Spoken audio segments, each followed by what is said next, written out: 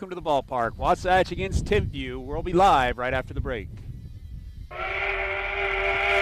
Are you ready for lunch? Well, the Dairy King, home of the train, is serving the best foods with friends and family in the Valley and have been the winner of Best of State for 19 years. They've recently been named the official Best of Utah for their milkshakes. You've got to try their delicious train burger with an Oreo shake. They also have those yummy salads that just hit the spot, or you can try a turkey breast sandwich that tickles the taste buds. They've proudly been serving the Heber Valley for 75 years. That's the Dairy King, home of the train, serving deliciousness daily. Stop in today. Attention all sideliners. Economists and investors have said recently, if you are saving money and waiting to buy, I'd reconsider even at current interest rates. Reports have shown that the masses move or not move based on the behavior of interest rates. This is sidelining in our current environment. With most people using this information as their playbook, it leaves everyone doing the same thing at the same time, resulting in a basic but serious future crisis of supply and demand. So, come see me at Guild Mortgage and let's put you in the game. Tom Stone, MLS 257849. Guild Mortgage Company is an equal housing lender. MLS 3274. All loans are subject to underwriter approval. Terms and conditions may apply. Subject to change without notice. Ace is the place with the helpful hardware, folks. Why would you wander around a warehouse store looking for paint when you could just swing by your neighborhood Ace? In addition to Ace's award-winning service, we have top-rated paint brands. Plus, our color matching technology allows us to match any color. So stop wandering and start painting. Head to your neighborhood Ace today. Timberline Ace Hardware, serving the Heber Valley for over 50 years, is conveniently located at 737 South Main Street in the heart of Heber City. And now, back to the action. Wasatch High School Sports on 94.5 The Peak.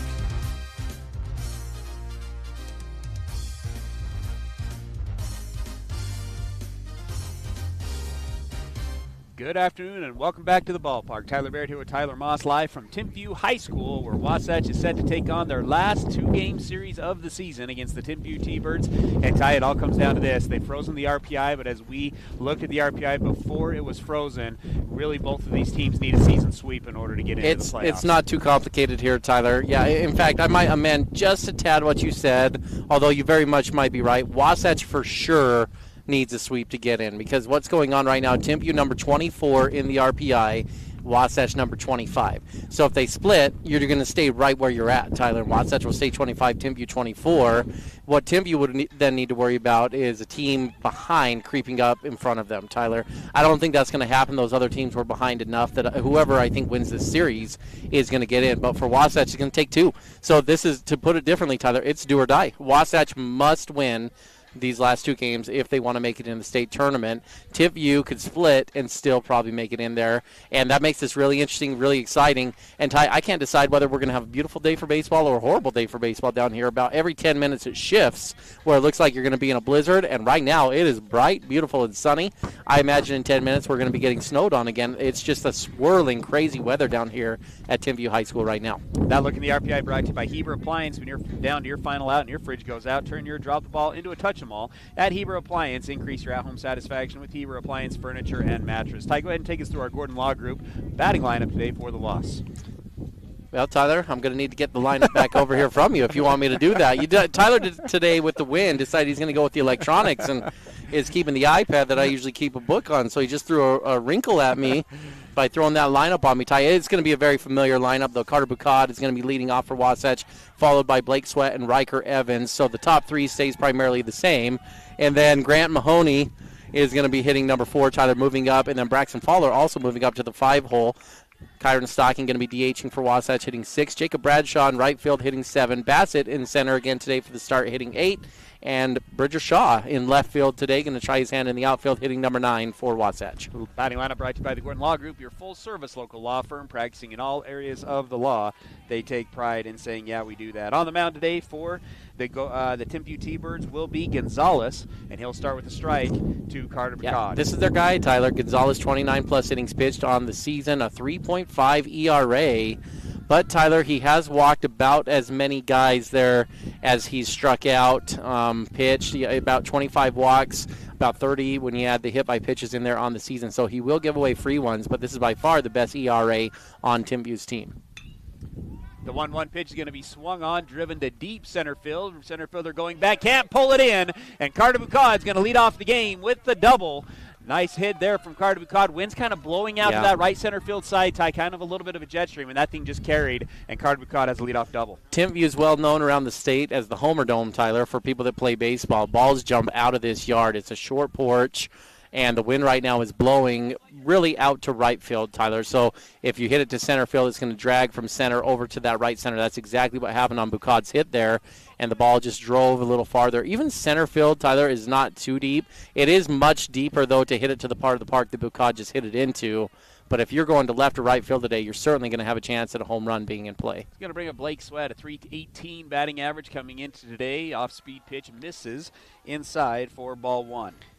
Ty, closer look here at Gonzalez, who Wasatch is going to be facing on the mound today. A junior, I already mentioned a 3.5 ERA. But when you take a closer look at his stats, Tyler, he's been able to put a couple wins on the board here this year for Timpview. They've got 8 wins on the season. And Ty, some of his outings have gone against South Summit, who they have 2 wins over. He's got a win over Delta, Hillcrest, Tooele, Cedar Valley. So those are a couple wins. When Timpview beat Cedar Valley, that's their only region win here of the season.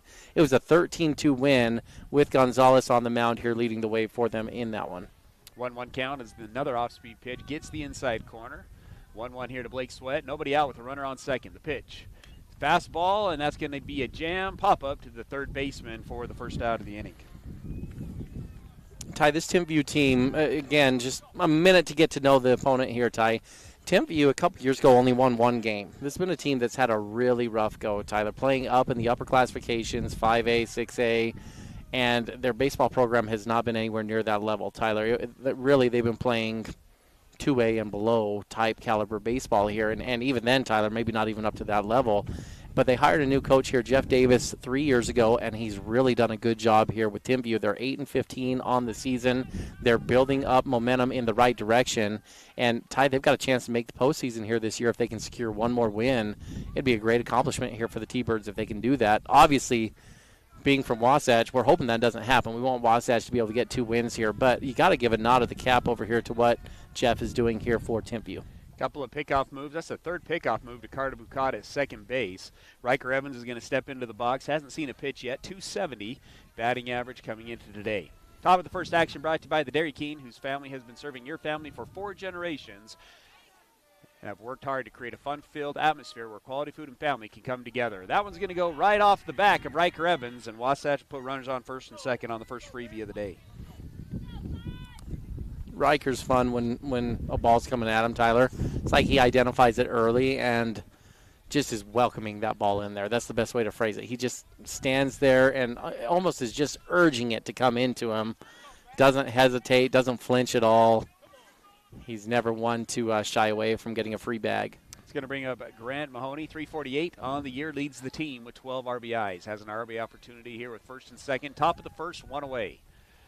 Pitch swung on and missed. Fastball just above the belt for strike 1. That's a good hack there from Grant, Tyler. I'm sure he'd love to have another crack at that one. That ball up in the zone, that fastball, definitely a pitch that he can get after if that mistake is made again by Gonzalez. Good lead around the diamond. Second baseman playing right behind second base. First baseman playing well off the bag at first. Evans with a good lead at first.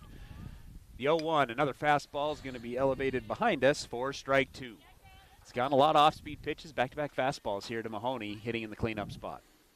Yeah, Ty, Gonzalez has not gone deep into many games here, although lately his trend has been up. He's gone 5, 4, and 5 innings over the last 3. But before that, Tyler, 3, 3, 1, 1. You know, he's got some shorter outings in here, and so he'll probably try to mix it up and show a lot of pitches early on because they just haven't taken him very deep into the game.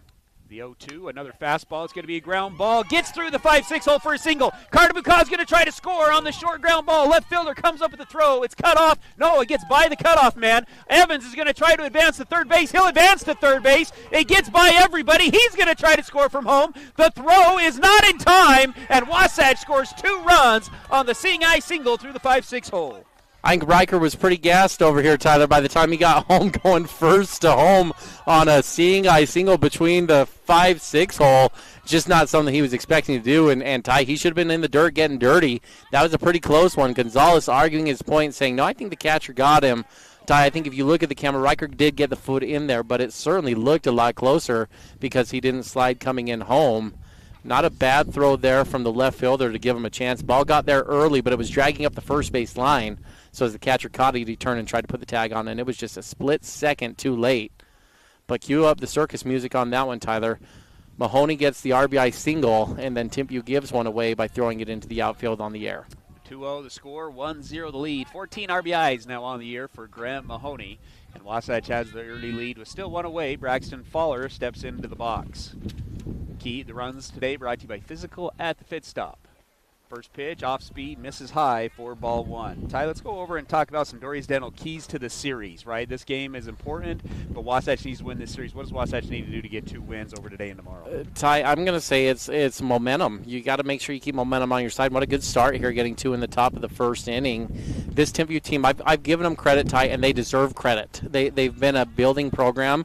But now let me talk a little more pessimistically, if I may, about Timpview, Tyler. They've done it very strategically by building a pretty easy lineup early on in the season and then going against tough region opponents. They've only got 1 win. It's over Cedar Valley in region play, Tyler. And when you look closer at their wins, 2 over South Summit, 2 over Hillcrest, which are 2 of the bottom teams in the state.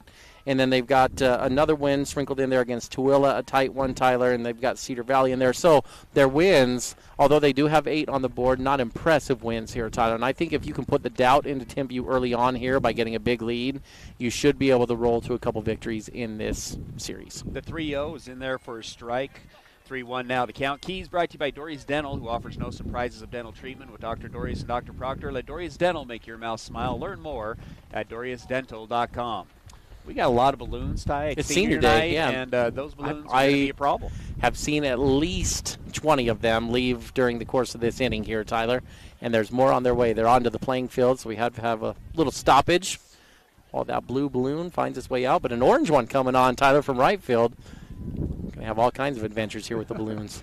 It's a 3-1 count to the freshman Faller. Graham Mahoney takes the lead at second base. The 3-1, that one goes behind Faller for ball 4.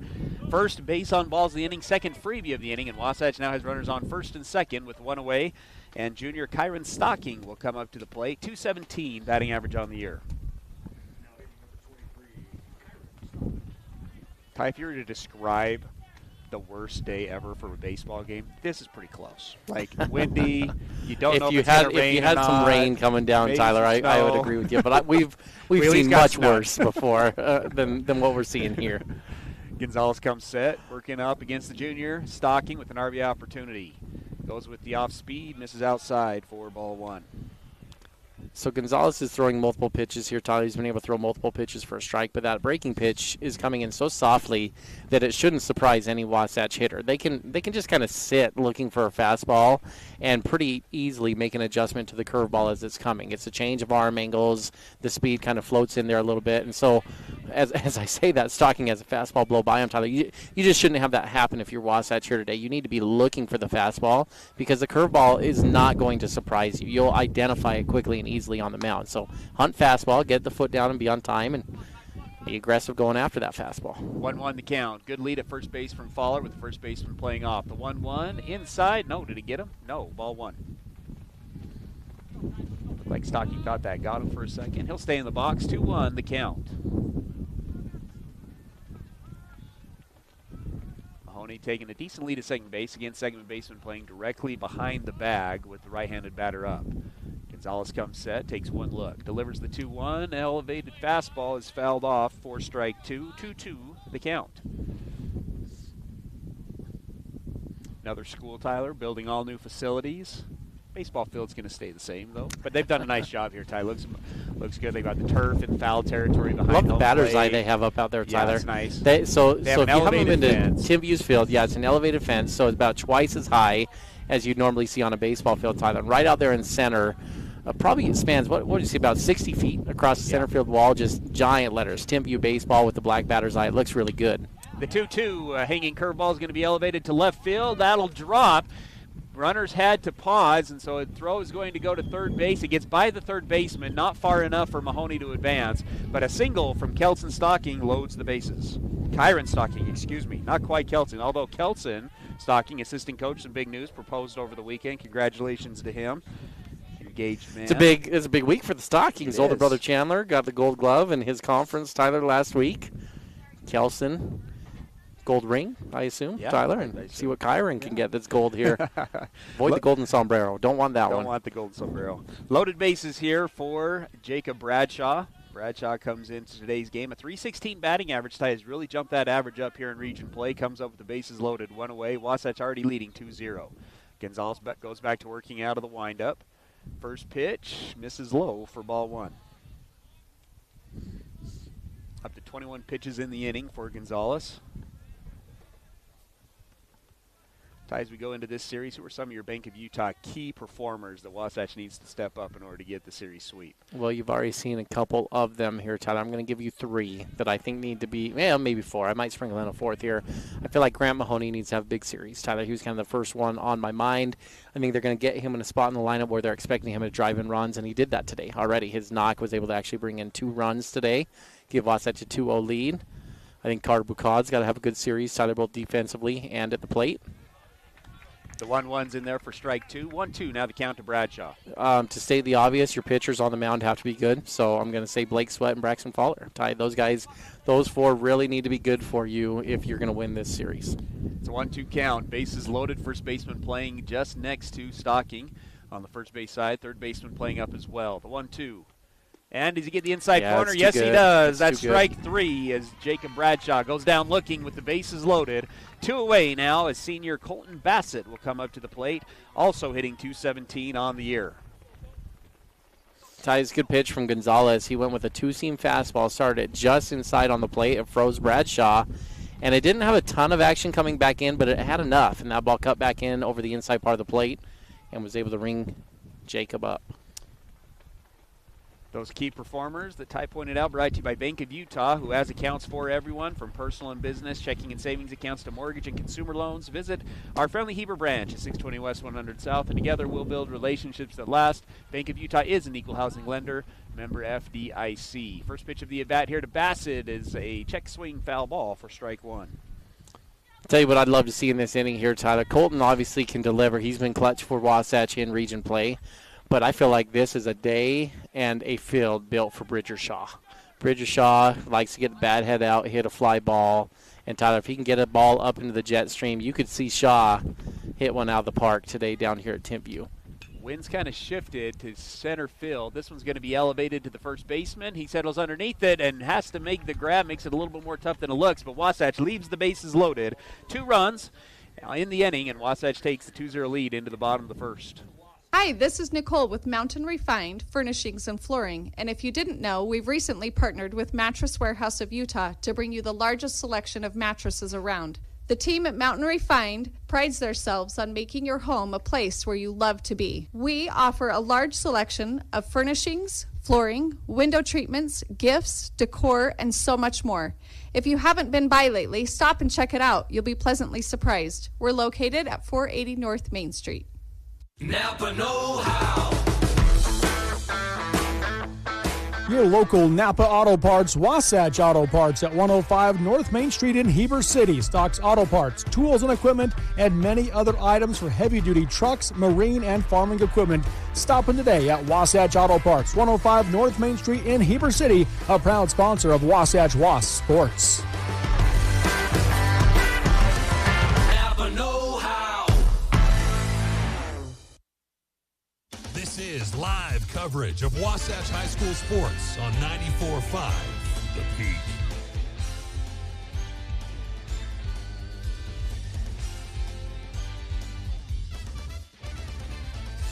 Bottom of the first, brought to you by A Good Spa Day, your favorite hometown place to relax and unwind. They offer massage, skin care, nail care, and unique relaxing spa packages.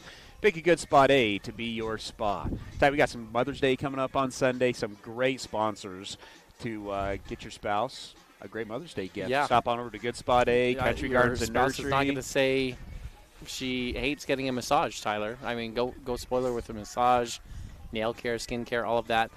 In fact, Ty, I gotta take a minute. I gotta wish my wife a happy birthday right. here. It's my beautiful wife's birthday here, and unfortunately, with me having to be down here to work with the broadcast, she is stuck coaching my daughter's soccer team, which is usually my Tuesday responsibility. So, tough birthday assignment for her, and I owe her maybe a Good Spa Day after this one, Ty. Thank goodness for good wives, because guess what my wife's doing tonight as well. Soccer too. She's gonna try to coach a soccer team as well. Well, then if I were you, I'd be careful complaining about the weather down here, Tyler. If I were you. That's true. In fact, on the way down, I gave her a call. You doing okay?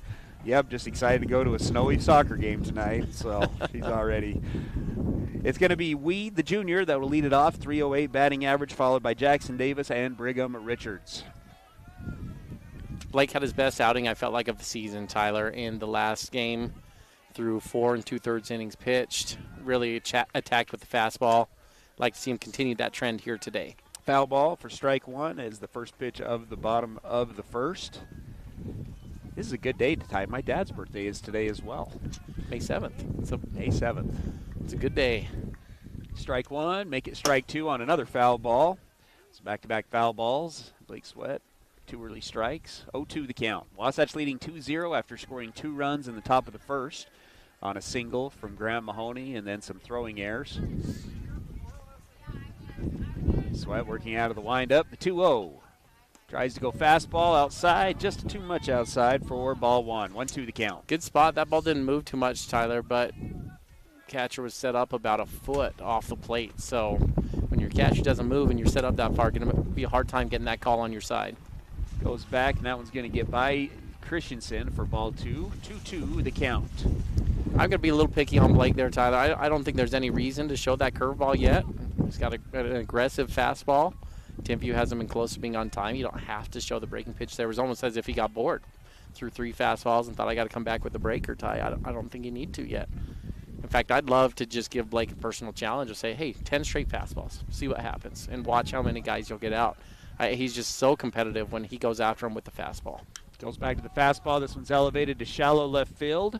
It's Bridger Shaw, and how about that, Ty? Hasn't played outfield all year. He's going to get the first hit of the game. That's how it works, Tyler. It'll find you. If you get into a new spot, Tyler, they make a sub in the inning, that ball will be to you before the inning is over. He looked natural, though, Ty. He did. There's outfield in the Shaw blood. Older brother Tragan, 3-year starter for Wasatch in the outfield, graduated last year, now playing outfield down at Eastern Utah State. I think I said that backwards. Utah State Eastern. Same thing, right? I mean, you can reverse that, can't you? But you can't say College of Eastern Utah anymore. That's for sure. Well, that's just a total miss, Tyler, if you do that. But Bridger looks good. He's played a lot of catch with his brother out there in the backyard, hitting tennis balls, fly balls to each other. He can track it down. It's going to be senior Brecken Davis, 304 batting average, playing right field today. Ball 1, strike 1 on the foul ball. 1-1 the count. Timpview wearing a little bit of a cream look with orange pins, and Wasatch wearing their gray with black pins. The 1-1, another fastball, another foul ball. 1-2 now the count. Kind of got an interesting backstop here too, Tyler, at Timpview. Just sitting wood, back here is by there, it. They've is gone there a with pad? There is no pad, and so what they've gone with are a 2x12 pressure-treated lumber stacked up 3 high. Wouldn't so mind having that to go make a deck for myself. Yeah, I mean this is pretty good here, and and yeah. The 1-2, another fastball, swing and a miss for strike 3. That's the first strikeout of the game for Blake Sweat. Strikeouts brought to you by Wasatch Physical Therapy and Sports Medicine.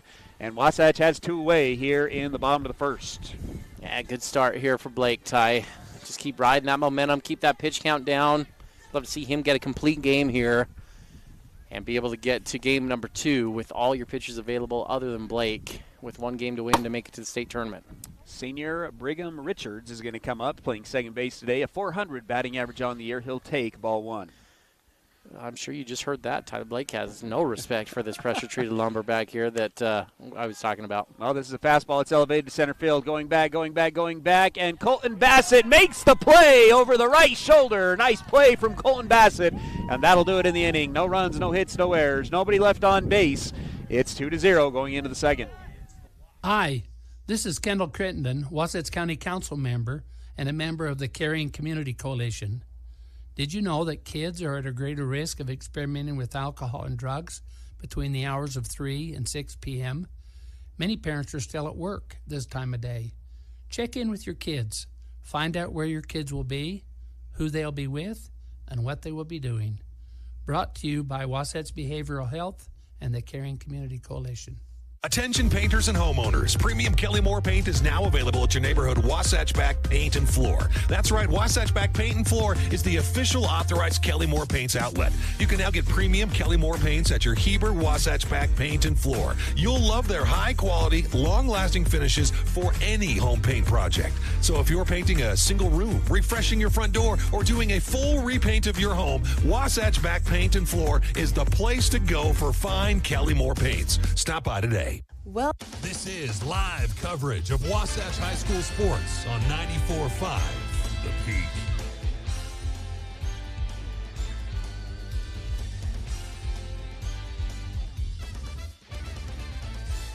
Top of the second inning, Wasatch leading 2-0 over Timpview High School.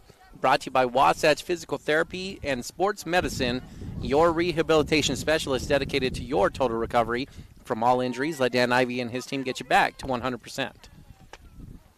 It'll be Bridger Shaw, and then back up to the top of the order for Wasatch, leading 2-0. Bridger Shaw on the season, getting the start in left field for the first time. A 170 batting average on the year. Does have that triple with 9 RBIs. First pitch of the at-bat here from Gonzalez is an off-speed pitch in there for strike one. That's his best curveball of the day, Tyler. Started about at the thighs, broke down below the knees by the time that was hitting the catcher's glove. Good sharp breaking ball. 0-1 the count. Gonzalez working out of the windup. Goes back to the curveball. This one's elevated to shallow left field. Left fielder was playing deep. I don't know if he's going to get to it. Nice play by the left fielder. That is Wester who comes up and makes the play, and there's one away. Bridge just missed that one. Tyler, hanging curveball right after seeing one to start the at-bat. I think that's one he'd love to have back and have another opportunity at. Going to bring up Carter Bucad. Back-to-back games now, leading off the game with a double. Wasatch able to score him this game. He was left stranded against Cedar Valley on Friday. Wasatch will wrap up their regular season play tomorrow, senior night at Wasatch High School. First pitch of the at-bat here to Bucad is a curveball in there for strike one. Another really good first pitch curveball, Tyler. That one on the outer half of the plate breaking away. Not many hitters that want to go after that on the first pitch, nor should you. Gonzalez back working out of the windup. The 0-1. Fastball gets it elevated into the infield. Second baseman settles underneath it, makes the play, and there's two away.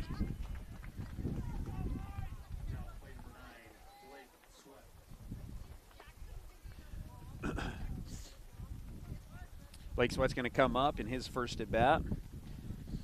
Popped up to the third baseman. 0 for 1 today, the pitcher today for Wasatch.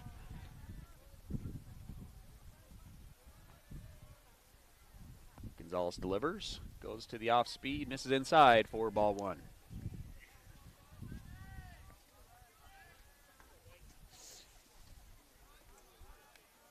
On deck is Riker Evans for Wasatch, trying to avoid the 1-2-3 inning. The 1-0.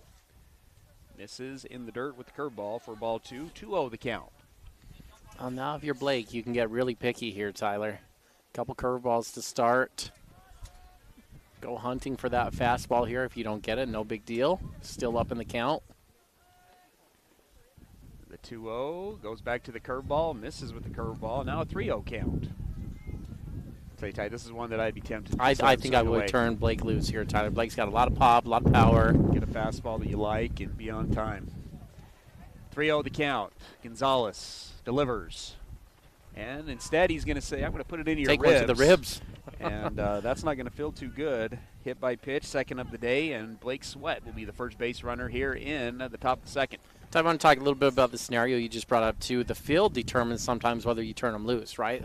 The long ball's in play here at Timpview today, whereas if you're playing on a bigger field, Tyler, or a field like Cedar Valley where the wind's blowing in, the reward versus the risk of turning loose on 3-0 maybe not worth as much because it still would probably take 2 to 3 hits at a place like Cedar Valley to get that run in, even if he gets a hit. But here, one swing of the bat, you can get a run on the board, and so you're a little more tempted to turn loose on a 3-0 count here today if you're Wasatch. Speed up runner will be the senior Zach Burdett, so good base running here for Wasatch. See if they can get a guy over in scoring position for Riker Evans. Yeah, I'd probably ask Riker to be a little patient here if I'm Coach Jacobson. Take till you get a strike at least. Give Zach a chance to advance over there to second base. 8 RBIs here for Riker Evans on the season. 2 away, runner on first. Wasatch leading 2-0. Trying to qualify for the state tournament as it stands right now. On the outside looking in, well, Ty and I feel like they need a series sweep here against Timpview today and tomorrow in order to give themselves a chance. Gonzalez comes set. Pick-off move. That's the first time we've seen Gonzalez work out of the stretch with just a runner on first base. There's always been at least a runner on first or second base in the inning. Steps off the back of the mound. Fastball fouled off. Is it going to get out of play up close to the fence? And gets out of play for strike one. Just barely there, Ty. And this is a situational scenario here, Tyler, that you hope Riker and the Wasps can execute. It's just statistically hard to get multiple hits in a row with 2 outs and get a run across the board. But what you've got right now is you had a walk, and you got a guy on first with a lot of speed. And Ty, watching the catcher in warm-up, hopefully he wasn't playing possum, but didn't have an electric arm behind here. This is one Wasatch should be able to swipe this bag and then give Riker a chance to get a single and knock in a run. And Ty, even if Zach were to get caught stealing, it's really not the worst thing to happen, because then you're leading off with 3, 4, 5 in the next inning and get a chance to get on a little roll there. This is definitely a chance, and you can see Timpview knows it too, Ty, picking off multiple times here while I've been explaining that. This is the spot to try to steal a bag here. Burdett takes a really good lead at first. He's going to go. It's a check swing. Foul ball, and the runner will go back to first base. 0-2 the count. Well, you can't steal it if we're hitting foul balls here, Tyler. Especially pitches out of the zone. So it must have been something maybe around the hit and run category or area, Ty. 0-2 the count now here to Evans. Gonzalez takes a peek, delivers. Runner does not go. It's a fastball elevated to the right center field gap, right at the center fielder who makes the play. Standing right there where that ball was hit in right center. Well, the fly ball will end the inning, and that'll do it for the top of the second.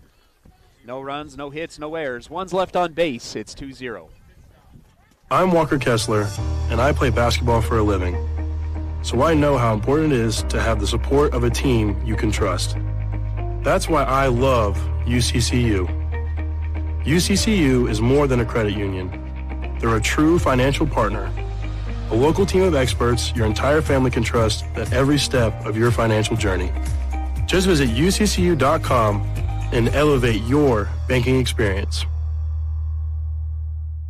Big O Tires in Heber is your one-stop shop for tires and service. What was once Point S is now Big O Tires. Same service, but different name. We're locally owned and operated and want to help you get your vehicle ready to road trip this summer. Stop in for all your name brand tires, oil changes, alignments, brakes, batteries, shocks, struts, and a whole lot more. Plus, Big O Tires offers financing options to fit any budget or any situation. Visit us today. Big O Tires, the team you trust. Wasatch High School Sports is on the radio.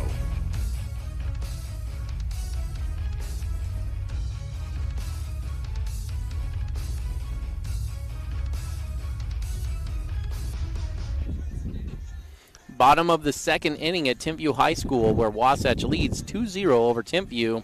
This second inning action brought to you by Gravity Coalition, who offers the best in bikes, skis, snowboards, skateboards, and more. Located in the Heber Valley, they've got personalized service, sales, and repair for the gear you love. Gravity Coalition in Midway, Utah, or gravitycoalition.com. This is a cool shop. It's going to be Cannon, Wester, and Miles that will lead it off here for the T-Birds, 4-5-6, after the 1-2-3 first inning from Blake Sweat. Sweat working out of the windup. First pitch in there for strike one. 277 batting average for the sophomore.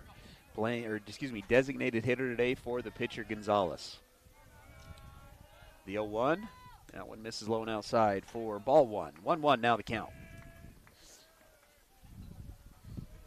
Ty, not sure you saw last night, but Jamal Murray got a little upset that the Denver Nuggets, the reigning champions, are now down 2-0 to the Minnesota Timberwolves and decided to throw some things onto the court. Have you ever been tempted to just be like, I'm mad, I'm going to throw a glove out onto the field or, throw a bat out onto the field? Swing and a miss. I might be, this is way back in the Wayback Machine. There might be a newspaper picture of me, Tyler, as I was getting tagged out at second base in a semifinal game here in the state tournament, throwing my helmet after I got tagged out. And there was a great picture. I mean, my arms were fully extended. The helmet is flying through the air. embarrassing picture for me, but yeah, I maybe have gotten emotional like that before. Foul ball, and there's a nice swing there from Cannon. Sweat tried to get another fastball by him. Cannon barrels it up for the first hit of the game, forward to the Timpview T-Birds on a line drive up the middle. That's a pretty good swing from Cannon, Tyler. At 1-2, you probably don't want to be middle with the fastball, which that ball was kind of floating up high in the middle, but Ty Cannon was way behind on the previous pitch. I mean, honestly, it's not a bad pitch selection there from Blake to go back to it with how late Cannon was, but he made a good adjustment and was able to get on time. He's going to bring up Ty Wester, the left fielder, freshman. He'll have a lazy ground ball to the second baseman. Faller flips it to Bucad. Bucad to first base. Not in time at first base. So a 6-4 fielder's choice put out. Excuse me, a 4-6 fielder's choice put out. And that's going to be the first out of the inning. Yeah, that ball just felt like it took forever to get to Braxton, Tyler. Just slowly trickling through the infield. Faller didn't want to come up and field it right in the middle of the base path, Tyler. He would have got plowed over there by Cannon. So he kind of had to wait a step back behind, and that made the difference. Going to bring up the catcher, junior Elliot Myers, 298 batting average on the season, comes up with the runner on first base. Sweat working out of the stretch, misses for ball one.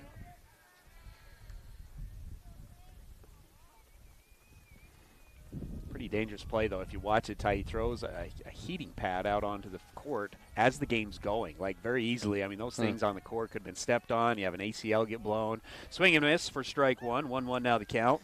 How great would it be if the T-Wolves make it to the NBA Finals, Tyler? I mean, that's what I'm picking, Ty. I don't think anybody beats them. There's hard to find two more guys that are more likable from Utah than Rudy Gobert and Mike Conley. And it would just be awesome to see them get a chance to get into the NBA Finals. The 1-1, elevated fastball's foul down the right field side. Long run from Bradshaw will go out of play for strike two. I'm not sure if anyone other than people in Utah would really care much about this. I guess Minnesota and Cleveland, but what a finals if it could be Mitchell against Gobert, right? The Cavs against the T-Wolves. Since everyone said those two couldn't play together, they had to split them up. And Ty, there's somewhat of a chance that could happen. Cleveland's kind of the biggest long shot in that scenario. The 1-2, swing and a miss for strike three on the curveball. Second Wasatch Physical Therapy strikeout on the day. Well, that was a good curveball there from Blake, Tyler. I know I've talked often about challenging with the fastball, but that's a nice little pitch there, and you're going to put into Timpview's mind that, hey, this guy's got a plus curveball, and so they can't do what Cannon just did and just start trying to get on time with the fastball. They're going to have to think in the back of their mind that a curveball could be coming. That's a good pitch there from Blake. Elevated fastball. Christensen thinks about a back pick, doesn't, and that'll be ball one. The hitter is going to be Jordan Christensen, the center fielder. Christensen on the year, 303 batting average, a junior. Blake comes set, takes a peek, delivers the 1-0. Swing and a miss for strike one. 1-1 now the count. Is the T-Wolves the team you're cheering for, Ty? If you had to pick a team to cheer for, the T-Wolves? Yeah, definitely the T-Wolves. I like Anthony Edwards, Tyler. Well, the reason I like Anthony Edwards, too, in this era of superstars sitting out, he is very much against that, and he's on record for being against that, Tyler, and saying people are spending their hard-earned money to watch us play. Swing and a miss. The throw down to second base. It's in time. Throw him out, Garrett Christensen, and Wasatch gets out of the inning. No runs on one hit, no errors, and nobody left on base. It's 2-0 going into the third. Hey there, Heber City.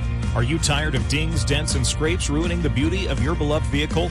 Look no further than Robards Collision, the ultimate destination for all your auto body needs. At Robards Collision, they've been offering top-notch collision repairs and outstanding customer service. Their team of expert technicians is passionate about bringing your car back to its original glory, no matter the size of damage.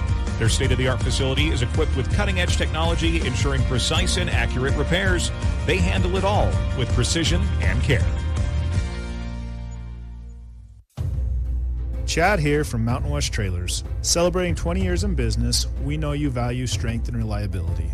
Whether it's for work or play, our dump and equipment trailers are built to last. Enclosed cargo trailers for business and fun, or open utility trailers for everything in between. With expert sales, parts, and service, we've got you covered. Mountain West Trailers is always right behind you. Visit us at mountainwesttrailer.com or stop by at 1470 South Highway 40 here in Heber. Unlock your potential at Bonnie Joseph Academy here in Heber. Explore the art of barbering, basic aesthetic, cosmetology, master aesthetic, and nail technician programs. Visit bonniejosephacademy.edu to enroll today. Financial aid is available for qualifying students, and we offer flexible distant education options. Transform your passion into a rewarding career with Bonnie Joseph Academy, where beauty meets expertise. This is live coverage of Wasatch High School sports on 94.5 The Peak.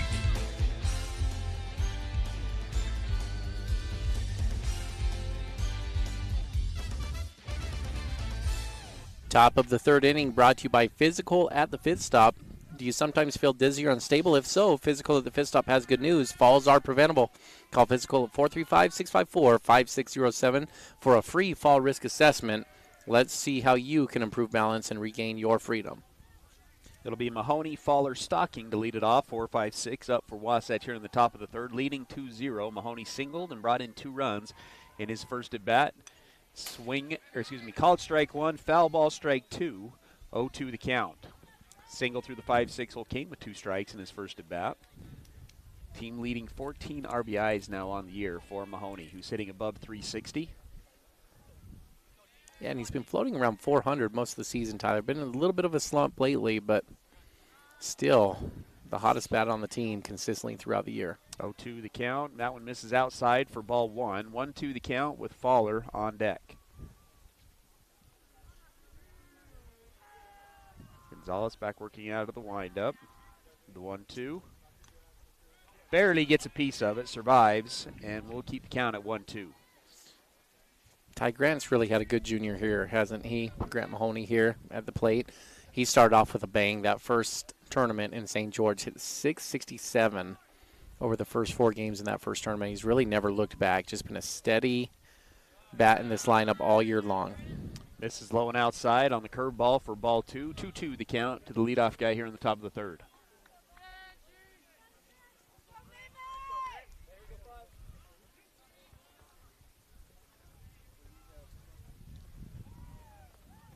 The count. The pitch.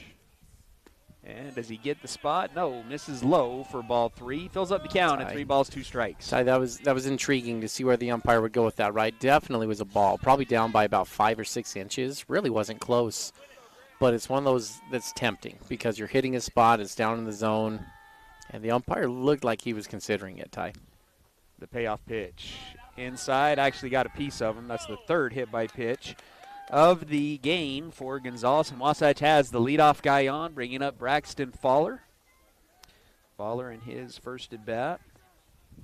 Walked, I believe, on 4 pitches, Ty. I think you're probably going to see a bunt here, Tyler, from Braxton. Third baseman's kind of playing back, not really paying attention. 44 pitches now on the game for Gonzalez here in the top of the third. Braxton is going to square, pitches up and outside for ball 1. Now the third baseman's a little more awake, Tyler, but that one he was scrambling. He wasn't ready for that. He's going to be a little more aware on all these pitches moving forward. Gonzalez comes set, the 1-0, misses high for ball 2. 2-0 now the count. Did not square on that one, and that's going to bring our first Mirror Lake Station trip to the mound from the catcher. No, that's Myers. That's the cat and mouse game, isn't it, Tyler? You might wonder, well, why didn't he square there? Well, the first time, I guarantee you, Coach Jacobson on third is seeing the third baseman like we were seeing him. He's really not paying attention. He's not up where he should be, anticipating a bunt. So if you get a first pitch you can handle, lay it down, you're probably going to get a base hit. Now he's aware, but the pitcher's thrown 4 straight balls. And so probably you're putting the take sign on the next one because you don't have that element of surprise and you think the pitcher may walk you. I would expect maybe a take here too. 2-0. Pitch low below the knees for strike 1. 1-2 now the count. 2-1 the count. So now you can go back to work. If you're Braxton Ty, you may see a bunt put down here, but probably going to let him swing it away. Mahoney not a big lead at first base. Takes another half a step. Gonzalez comes set. Haven't seen him move over to Mahoney today. The 2-1 swung on and fouled back. 2-2 now the count. Kyron Stocking on deck. Stocking singled to left field in his first at bat. Nobody out, runner on first. Wasatch leading 2-0 here in the top of the third. Myers comes set. The 2-2. Swung on and fouled off again. Keeps the count at 2 balls, 2 strikes. Love to see Braxton just stay disciplined. He's done this all season long, too, Tyler. This wouldn't be a new thing, but second baseman is way over. Tied double play depth and a little deep, and with the first baseman holding Mahoney on, big gap there. I'd love to see Braxton try to drive something through the 3-4 hole there on the right side. The 2-2 off-speed pitch misses outside, fills up the count at 3 balls and 2 strikes. And why that approach will help, Tyler, you'll be thinking keep the hands inside the pitch if you're trying to drive the ball that way. And so a fastball, you'll be able to stay on that and drive it tight. And a curveball, that's just naturally where you want to be going anyway. 2 strikes, I think that's the approach here for Braxton. The payoff pitch. Fastball ropes this one foul down the left side on a fastball on the inside. Foul ball keeps the count at 3-2. That's a good defensive swing, Tyler. That was a pretty good pitch, actually. Right in, down, inside. Probably going to be a strike on the inside part of the plate. But in a tough spot to get the bat on it. Good defensive swing. Still a count of 3-2. Nobody out here in the top of the third. Gonzalez taking his time, takes a look, and now comes set. The pitch. And that one misses way outside. Runner will be able to advance on the walk. And Wasatch has runners on first and second with nobody out. So hit by pitch, walk, and you mentioned, Ty, that he doesn't go deep into games too often, maybe a little bit of fatigue here in the top of the third.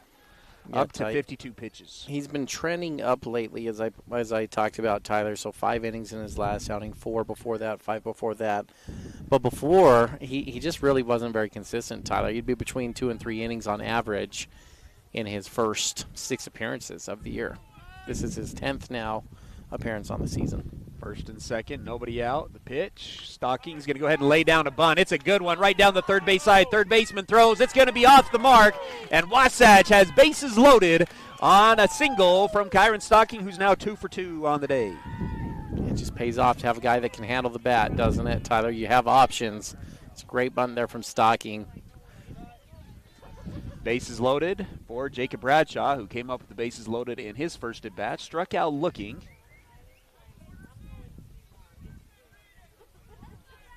So back-to-back walks and then a single, and Wasatch has the bases loaded. Nobody out here in the top of the third. Trying to add on to their 2-0 lead. Gonzalez going to go back to working out of the windup. Wasatch good leads across the board. The pitch. Fastball, swing and a miss for strike 1. Yeah, Ty, it's an intriguing situation. I possibly could be overthinking this, but in the windup, Tyler, with a left-handed hitter up that's a pretty good bunter, you may think about a safety squeeze here. Should be able to get a pretty good read from a guy at third base, give Bradshaw a chance to do what he does well. The 0-1 and said he's going to rip this one. Foul. Good swing there from Bradshaw, but it goes just foul down the right field side for strike 2. Well, that'd be even better. You get a line drive, rip down the line. You're going to get a few runs in. Well, 2-strike count now here for Bradshaw, the senior. Came in hitting over 300.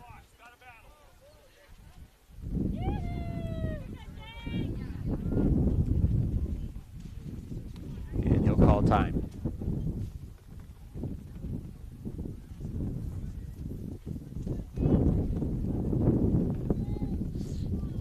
Back into the box. Into the windup is Gonzalez. The 0-2. That one's going to get Bradshaw right on the leg. Second hit by pitch of the inning, and that will bring in a run. Wasatch takes the 3-0 lead. That's a result of just trying to be a little too fine, Tyler. They're on the mound with Gonzalez. You're up 0-2, and you don't have to hit the perfect spot. Sometimes as you grow up as a kid, they coach you, and you'll hear the phrase, waste a pitch there. I don't like that phrase, Tyler, because it can lead to all kinds of disasters like you just saw there. If you're trying to waste it, you're trying to pull the ball too much or hit a spot too perfectly. Tyler, what you want to do is just throw your pitch. Continue to do your stuff, be aggressive, and go after guys, and don't get too fine with it. You've seen that several times, Ty. He's hit several guys already in this game with 2 strikes on the hitters. It's going to bring a trip to the mound from the pitching coach of the Timpview T-Birds. Trip to the mound brought to you by Mirror Lake Station, voted best donuts in Utah. Stop on into Mirror Lake Station for gas, groceries, and goodies. Owners David and Kristen Wade have grown to love their Chevron family and appreciate your support. The huddle's broken, and Gonzalez will stay on the mound, and it'll be Colton Bassett that'll be up for Wasatch. And his first at-bat popped out to the first baseman, also with the bases loaded. Comes up with the bases loaded, nobody out. Already 1 run in the inning.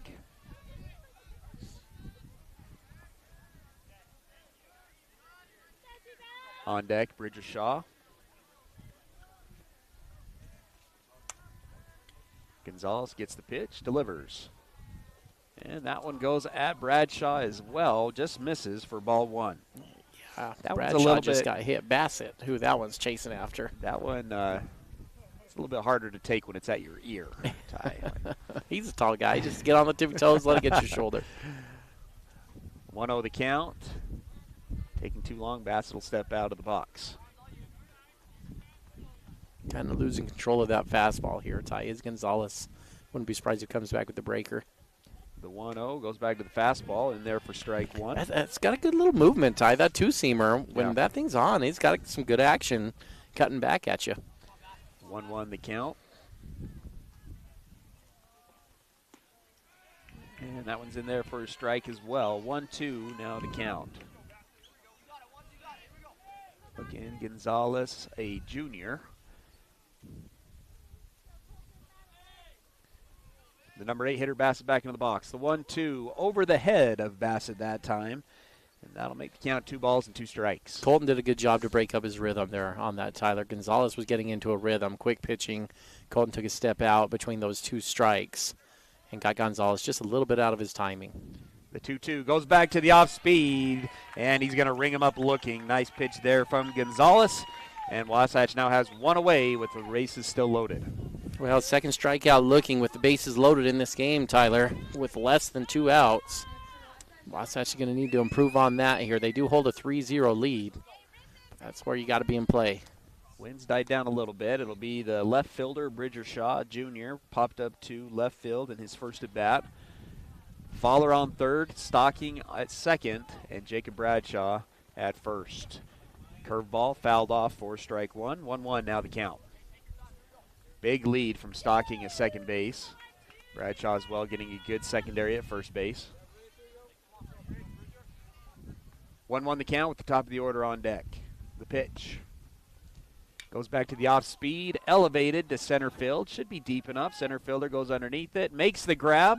Fowler will tag up from third base, and Wasatch will have another run in on the sacrifice fly RBI from Bridger Shaw. That's a good at bat from Bridger, Tyler. He's not trying to do too much with it. You just keep getting a run here, a run there, and you're going to put Timpview away before you know it.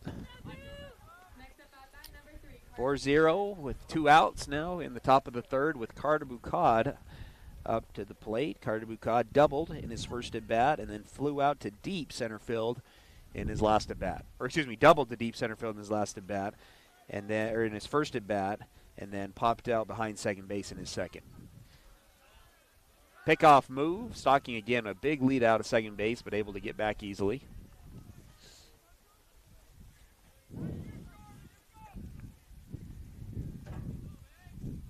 Good barrel there from Bridger. Brings in the 4th run of the game for Wasatch. Fastball inside for ball 1.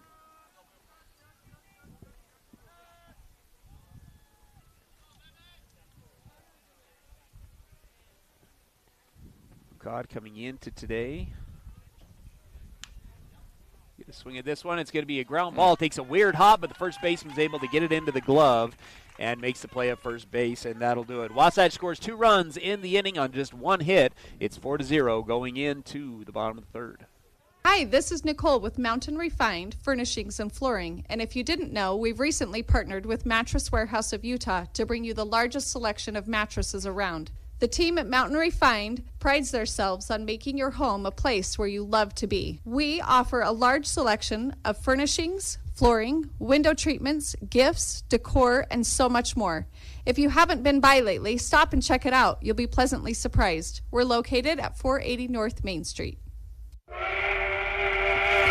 Are you ready for lunch? Well, the Dairy King, home of the train, is serving the best foods with friends and family in the Valley and have been the winner of Best of State for 19 years. They've recently been named the official Best of Utah for their milkshakes. You've got to try their delicious train burger with an Oreo shake. They also have those yummy salads that just hit the spot, or you can try a turkey breast sandwich that tickles the taste buds. They've proudly been serving the Heber Valley for 75 years. That's the Dairy King, home of the train, serving deliciousness daily. Stop in today.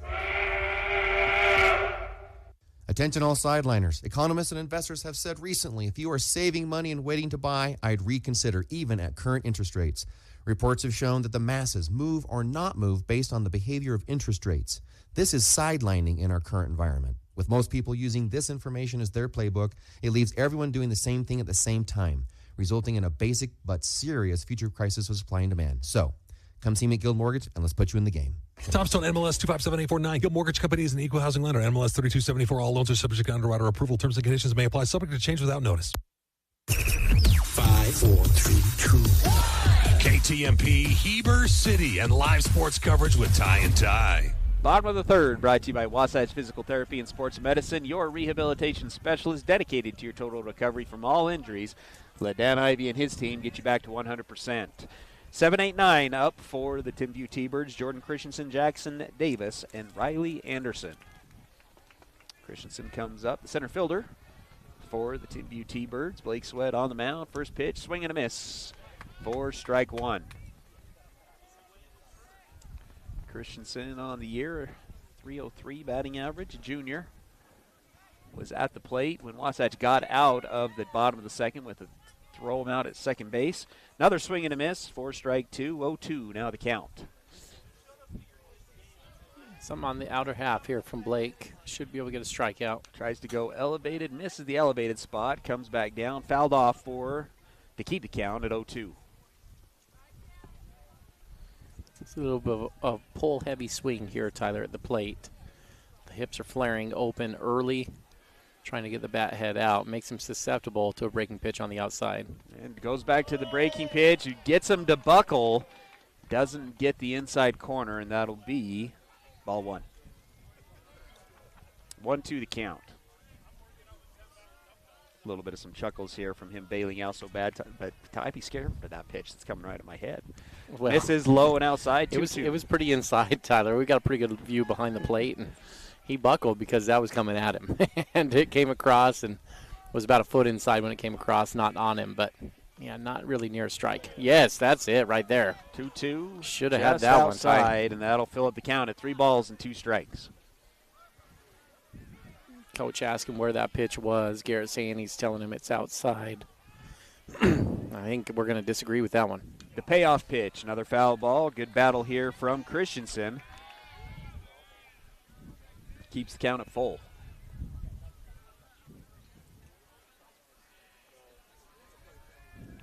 Back in on the right-hand side of the batter's box.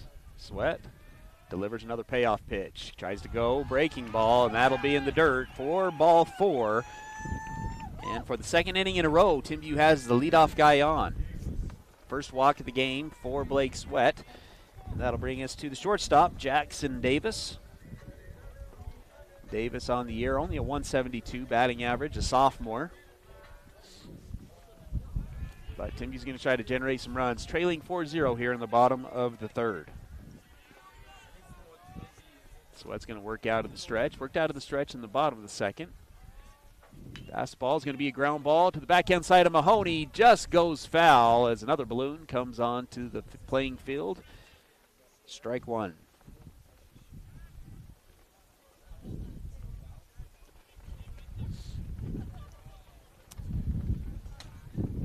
Won the count. That took a weird hop on Mahoney. Looked like he was going to have to field that thing with the backhand. Took a weird hop. Luckily went foul for strike one. Good speed at first base from the center fielder Christensen. The 0-1 goes back to the fastball. Another foul ball for strike two.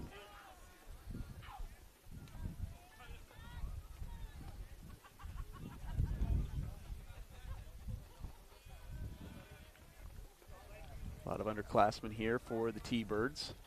Yeah, only 2 seniors on this year's team, Tyler, for senior day. The 0-2 count. Christensen sets up on the outside part of the plate. A couple of long looks. Delivers. Another fastball, another foul ball. 0-2 still the count.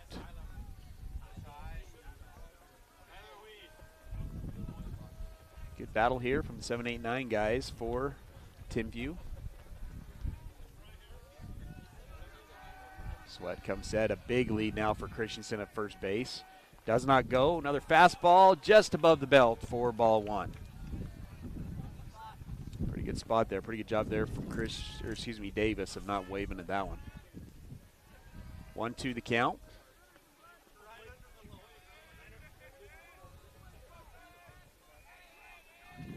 Comes set and delivers. This is just low for ball 2. 2 balls, 2 strikes.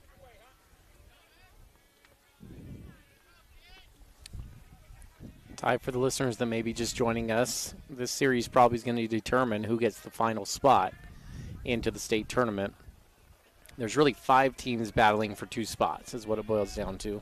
The 2-2 gets a piece of this one. It's going to be elevated to shallow center field. Bucad going back, makes the play, backpedaling.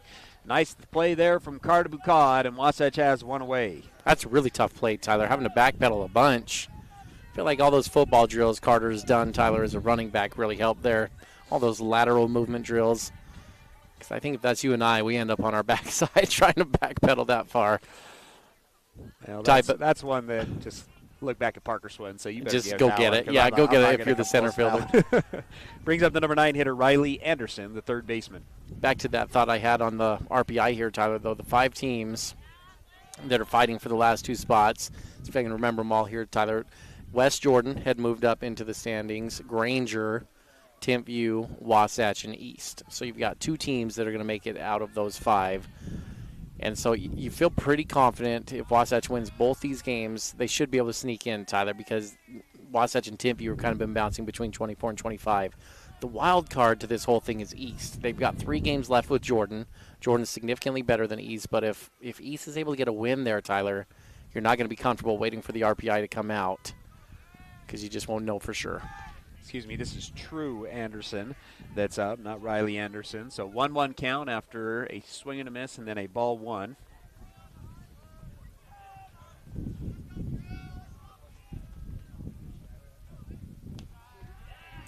And that one misses as well. So 2-1 now to count. Where's he at pitch count wise? That is number 41. It's been pretty efficient here today. If he can get out of here in the next 5 or 6 pitches out of this inning, he'll be right on track. Number 9 hitter up for Timpview. The 2-1, swing and a miss for strike 2. 2-2 now the count with 1 away.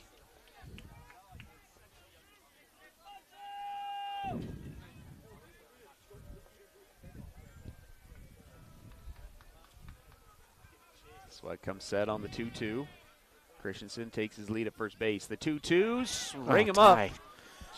I think that's a pretty good pitch. I'm starting to get a little emotional back here watching this. Like, gotta reward a pitcher. That's a great spot on a 2-strike count. That's what you work all winter for, is to get that call right there. Full count pitch now here to the number 9 hitter. The pitch, runner goes, swing and a miss. The throw down to second base. Strike him out, throw him out. And a good spot A, play of the game nominee. Strike him out, throw him out. Wasatch gets out of the inning on no runs, no hits, no errors. Yeah, Ty, good spot A is your favorite hometown place to relax and unwind. They offer massage, skin care, nail care, and unique relaxing spa packages. Pick a good spa day to be your spa. Ace is the place with the helpful hardware, folks. Our locally owned Ace stores are committed to helping our neighbors and our communities. And because we're in the neighborhood, we can deliver almost anything you need. So shop in store or online for whatever your home or yard needs. Choose from top brands like Milwaukee, Steel, Traeger, and Benjamin Moore. Then pick up in-store, curbside, or we'll deliver your order right to your home. Around the block, what you need in stock, with people who know how to help. See acehardware.com for details.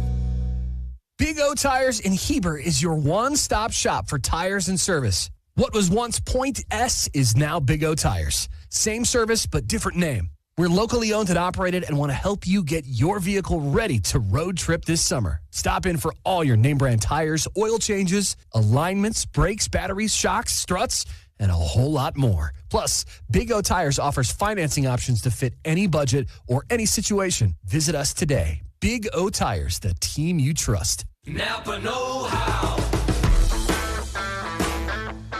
Your local Napa Auto Parts, Wasatch Auto Parts at 105 North Main Street in Heber City stocks auto parts, tools and equipment, and many other items for heavy-duty trucks, marine, and farming equipment. Stop in today at Wasatch Auto Parts, 105 North Main Street in Heber City, a proud sponsor of Wasatch Wasp Sports. Napa know-how.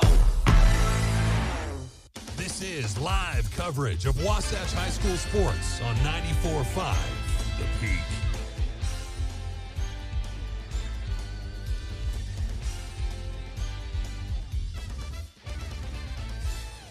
Top of the fourth for Wasatch Baseball. Brought to you by Gravity Coalition, offering the best in bikes, skis, snowboards, skateboards, and more in the Heber Valley. Personalized service, sales, and repair for the gear you love. Gravity Coalition in Midway, Utah, or gravitycoalition.com. This is a cool shop. Blake Sweat will lead it off, followed by Riker Evans and then Grant Mahoney. 1-1 the count here to Blake after a foul ball and then a ball high and inside. Blake popped out to the third baseman, then was hit by pitch in his second at bat. The 1-1 goes back to the curveball in at the belt for strike 2.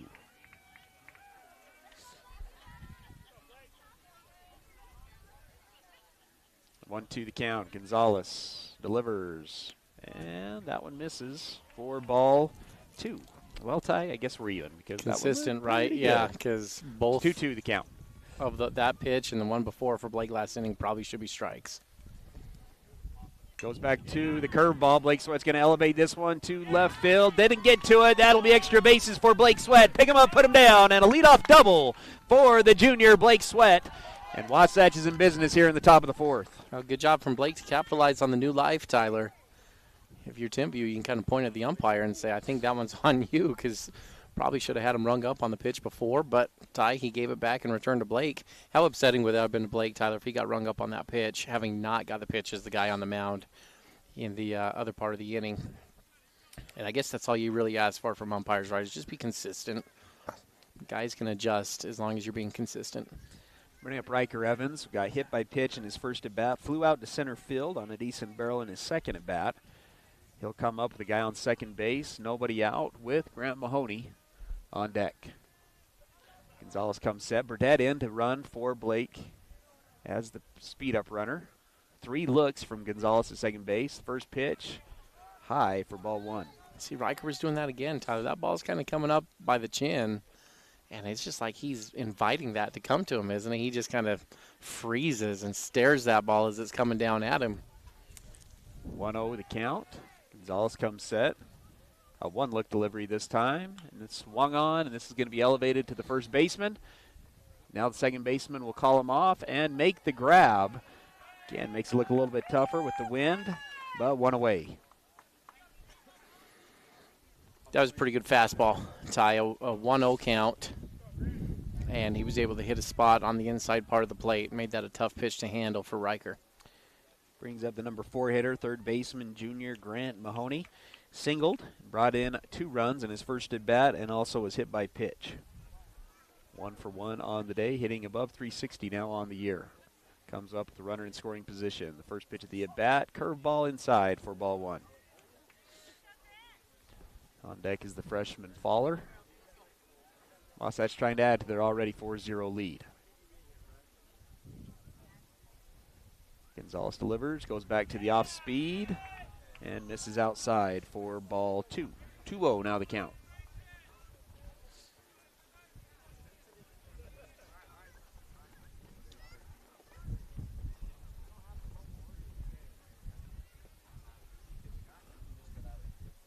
Gonzalez comes set. The 2-0 to Mahoney. The pitch. Fastball, and he jams him. And that'll be elevated behind us. Foul for strike 1. 2-1 the count. It's very similar to the pitch he just got Riker out on, Tyler. Hitting the inside part of the plate with that fastball, which looks like it's gaining velocity. And it tails a little bit, right? Towards a little bit almost like the Mariano Rivera fastball, that little cut that he'd throw. And he's not landing the fastball consistently, but when he is, it's on the inside part of the plate, and Wasatch's having a hard time with it. I'll tell you, play a clean game behind him, and you're right there if you're Timpview. The 2-1, another inside fastball is elevated to shallow left field. Shortstop calls everybody off, makes the play. It's been an adventure on these fly balls, Tyler, for Timpview, but they are making outs. It looks like that those balls are coming down about 95 miles per hour out of the atmosphere. It's not smooth, isn't it? Yeah, it's stabbing at it, but tying out's an out. After leadoff double, back-to-back pop-outs, and that'll bring up the freshman Braxton Fowler. On the day-to-day, a couple of walks, hasn't seen too many strikes. And pickoff move, not in time. It's kind of a slow, predetermined pickoff move, isn't it? I would almost be tempted on Zach to bait him into that and just take off to third. Fowler does have 1 run. Swing and a miss, or excuse me, foul ball into the catcher's glove for strike 1. On deck is Kyron Stocking, who's 2 for 2 today with a single to left field and a drag bunt single. The 0-1.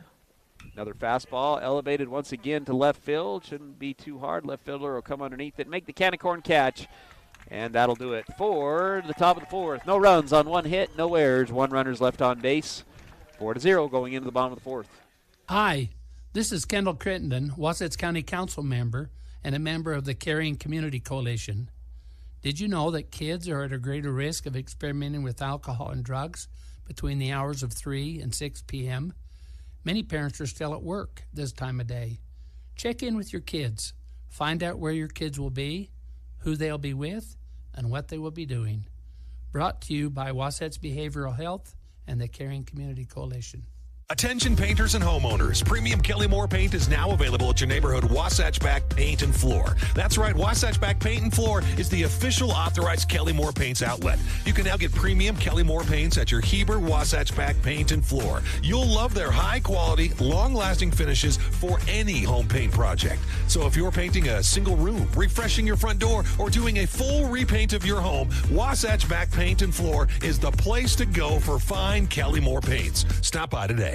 Well, folks, spring is near, but have no fear. Country Gardens and Nursery is here for your everyday garden supplies, decor, and more. From our personal gardener to our new bulk yard, where we offer large variety of soil, mulches, and decorative rock. Come see what we have in store. Country Gardens and Nursery, 1401 South, US 189. We'll see you soon and hope to put you in bloom. Wasatch High School Sports is on the radio.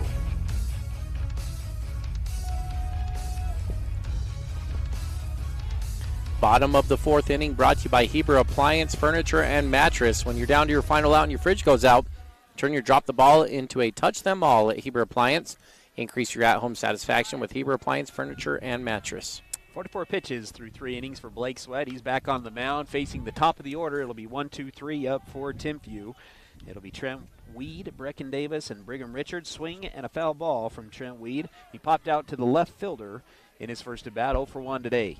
So is that 9 up, 9 down for Blake? A couple of throw him outs at second base. Got a single and a walk in there, but good job for Garrett to control the run game, Tyler. Saving probably 10 to 15 pitches there just by your catcher being able to throw guys out.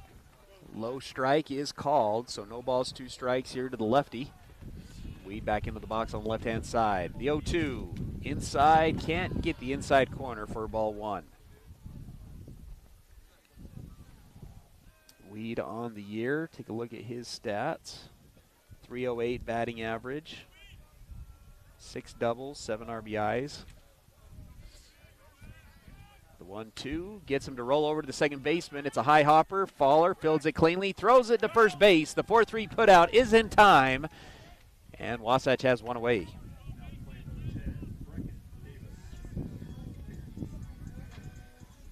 So 3 strikeouts in the game, 2 throw them out at second base. So 5 of the 9 outs have come at the hand of Sweat and Christensen. Yeah, Ty, those guys are having a nice defensive game. In fact, I probably would like Garrett Christensen as the defensive player of the game here today, Ty. He's done a great job behind the dish for Wasatch. But if you want to get picky on him, Ty, trailing down to first base, got to get a little wider there on that last one. You get a little lazy to go get that ball to throw it around. You want your catchers to be back by the fence, Ty, is why I say that jokingly. He was kind of going down the first base line right there with the base runner. And all that is just a lot of wasted running, if you ask me. It'll be Brecken Davis up, the right fielder. 2-0 count. 3-0 is going to swing, and this one's elevated to right center field gap. Nobody's getting to this one. It's going to be off the wall. Extra bases for Davis, and he's in for a double. And Timpview has their first guy on second base of the ballgame. That ball's hit pretty well, Tyler. Certainly had a chance had it been pulled just a little bit more to leave the yard. But as it stands, he went to the deepest part of the park. The way these fences go, it's almost like a diamond angle, Tyler, out there to left center. So when you get down there into those left center, right center alleys, it takes a bit of a shot to get it out there. While the corners are only about 315 down the line. Easy to see balls leave the yard. It'll bring him the number 3 hitter, Brigham Richards, the second baseman, in his first at bat, flew out to center field. comes up with a runner on second base. Again, the first duck on the pond of the game for the T-Birds. Fastball, ground ball right back up the middle. Bucad fields it on the glove-hand side, throws it across the diamond in time. What a play by the senior Carter Bucad. Runner will advance to third base, 2 away. That's a great play from Carter, Tyler. That ball looks like it should be a single right off the bat, but Carter was shaded over there.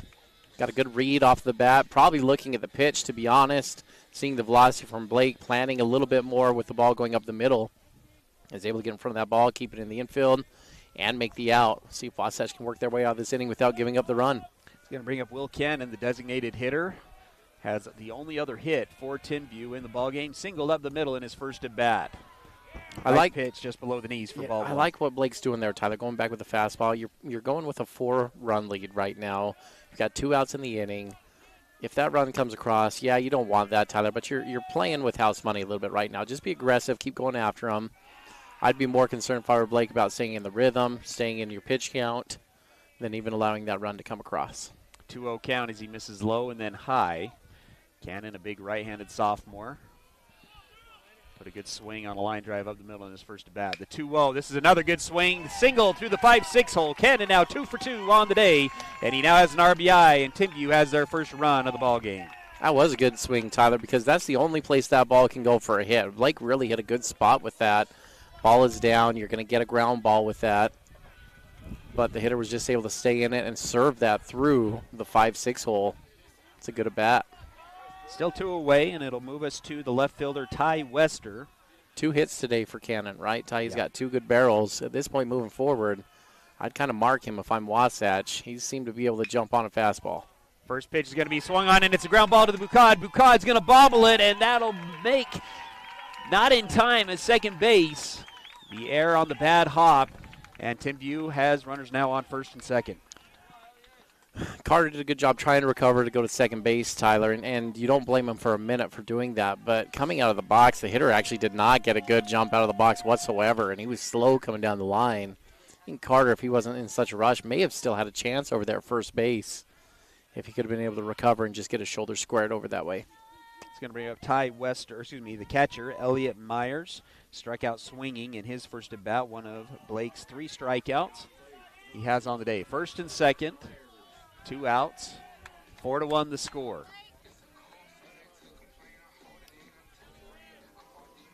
Myers, junior, .298 batting average on the year. Runners on first and second. Evans is going to play behind the runner at first base. Runner at second base, not a big lead, is Cannon. Fowler bouncing back and forth. It's going to be another fastball. Seeing eye ground ball to the third baseman. Mahoney bobbles, throws it across the diamond. Is he still in time? He is still in time! Mahoney stays with it and gets the out at first base on the 5-3 putout. Another nice play there from Wasatch. It's 4-1 going into the 5th. I'm Walker Kessler, and I play basketball for a living. So I know how important it is to have the support of a team you can trust.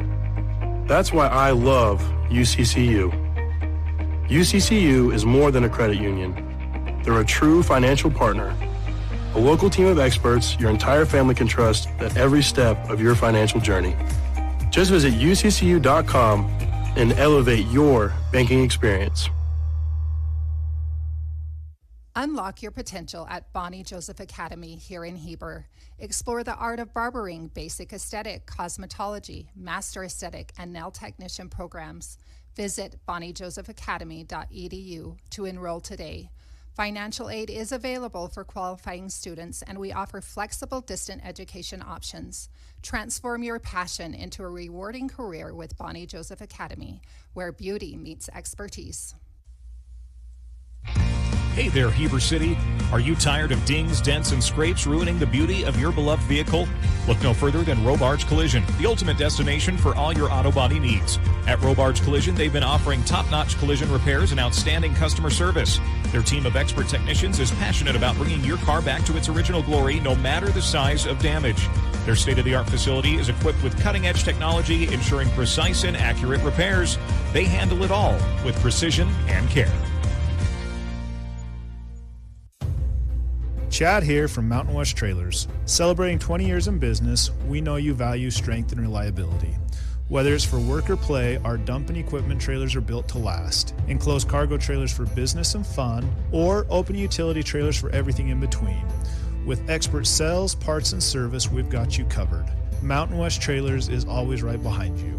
Visit us at mountainwesttrailer.com or stop by at 1470 South Highway 40 here in Heber.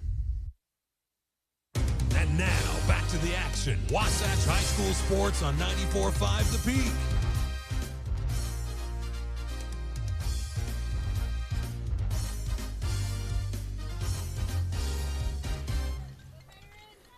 Top of the 5th inning brought to you by Physical at the Fizz Stop. Do you sometimes feel dizzy or unstable? If so, Physical at the Fizz Stop has good news. Falls are preventable. Call Physical at 435-654-5607 for a free fall risk assessment. Let's see how you can improve balance and regain your freedom. Kyron Stocking will lead it off. 6-7-8. Stocking, Bradshaw, Bassett. Stocking 2 for 2 today with a single to left field and a drag bunt single. Swings and fouls the first one off for 0-1. That curveball misses low for ball 1, so strike 1, ball 1. 81 pitches now for Gonzalez here in the top of the 5th. Wasatch leading 4-1 on the T-Birds. The 1-1, that one's above the belt for ball 2.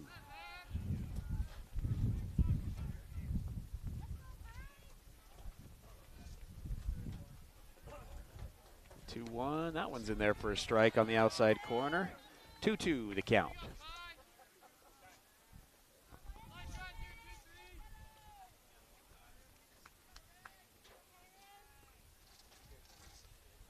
And swings at the 2-2, and that's going to be elevated to shallow right field. Second baseman goes over, makes the play, 1 away. Good play from the second baseman, Ty. That's a tough ball to range over to. Not high enough to have time to go settle underneath it, but it's falling in that random triangle area behind first base, right field, second base. It's good range from the second baseman. It'll be Bradshaw, struck out looking in his first at-bat and then hit by pitch in his second at-bat. Gonzalez back working out of the windup with Bassett on deck. Bradshaw on the left-hand side. He's going to try to lay down the drag bunt. Reaches too far. Pops it up. Catcher makes a nice sliding play. 2 away. Good idea from Jacob, Ty. Really had a good pitch for it, too. A little bit outside. He just got going a little too early, coming out of the left side of the box, and had to reach back and drop the barrel. Brings up Colton Bassett. Popped out strikeout. He's 0 for 2 today. He takes ball 1.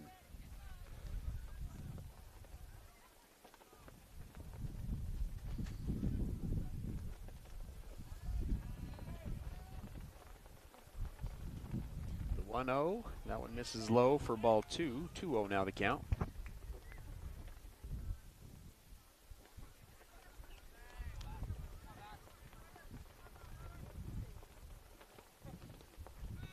The strikes for the first strike of the at-bat. 2 balls, 1 strike.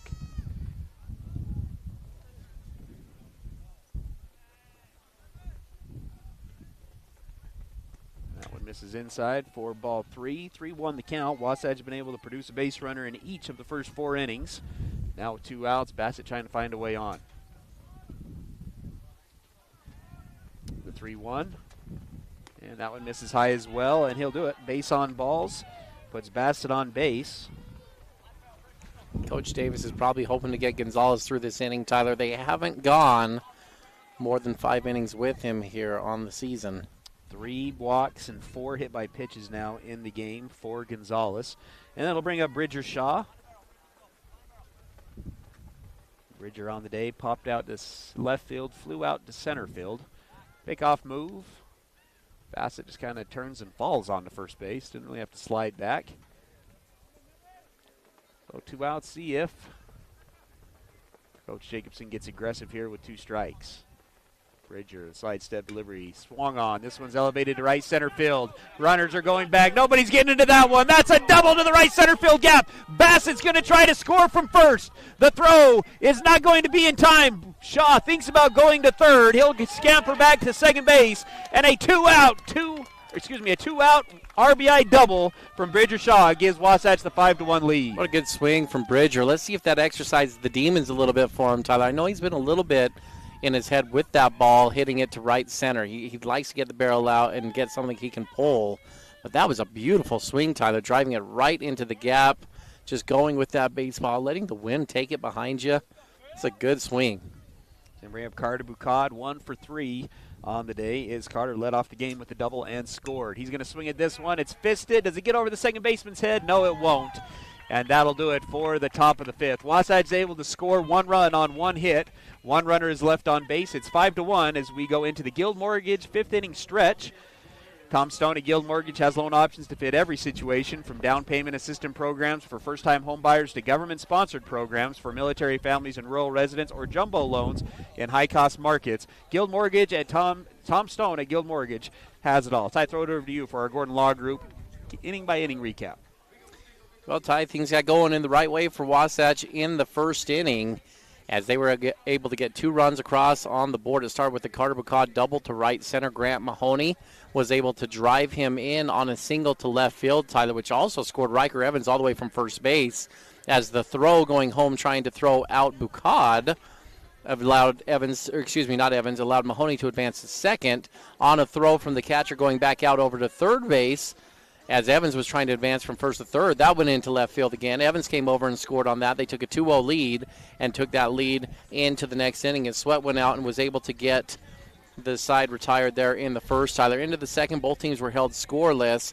But on the third, Wasatch got things going one more time. They were put a couple more runs on the board in that inning. Tyler, again, aided a little bit by some free passes there from Timpview. But at the end of the inning, Wasatch was able to have a 4-run lead in that inning, 4-0, and then Timpview was able to get their first run across the board, Tyler, in the bottom of the fourth inning, and made it 4-1. Came on a nice 2-out single from Cannon of Timpview, making the score 4-1. But Wasatch able to do some damage in the top of the fifth with 2 outs themselves. Bassett gets on with a walk, and then Bridger Shaw drives a double to the right center gap and is able to score Bassett to move the score 5-1. And that's the score in this one. Wasatch has out-hit Timpview. 6 hits in the game for Wasatch on their 5 runs. Timpview with 3 hits and 1 run on the day. Blake Sweat has been fantastic on the mound for Wasatch. 4 innings pitched for Sweat. 57 pitches, 3 hits, and 3 strikeouts on the day. Only 1 walk for Sweat here today. He's been excellent. The Gordon Law Group's your full-service local law firm practicing in all areas of the law. They take pride in saying, yeah, we do that. Leading it off here for Timpview in the bottom of the fifth will be 7, 8, 9, Christensen, Davis, and Anderson. Swung on the first pitch. It's going to be elevated to right field. Jacob Bradshaw comes in, makes the play. First action of the day for Bradshaw. And he makes the play, first pitch of the inning.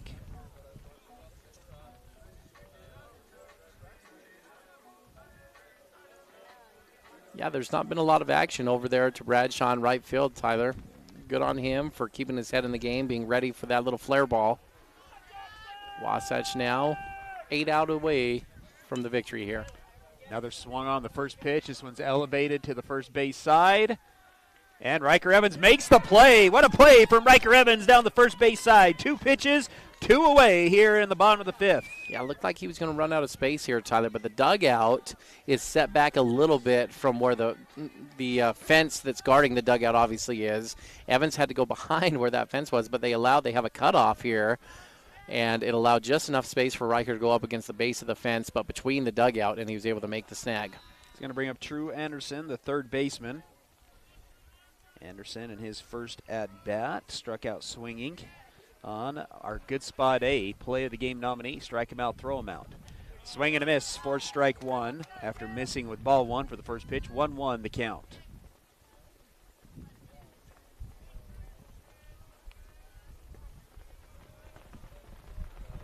The 1-1 misses low and outside for ball 2. 2-1 and now the count. Ty, what's the key to Wasatch's lead right now if you were to pinpoint your Dorian's Dental key to the lead for Wasatch? Ty's getting hits with runners in scoring position. They've been able to deliver a couple times. They've manufactured a few runs. Tyler Bridger Shaw getting a sac fly to get a run in. Also scoring some runs that aren't in scoring position. Shaw's last hit, Tyler scoring a runner from first. But between Shaw and Mahoney, they've come up with the knocks at the time they need to, and that's the key here. 3-1, swung on, elevated to right center field. Bradshaw's got a long ways to run. He's not going to get to it. That one hits the gap. The number 9 hitter is off and running. He'll be in with a 2-out double. And Timpview doesn't go down quietly here in the 5th.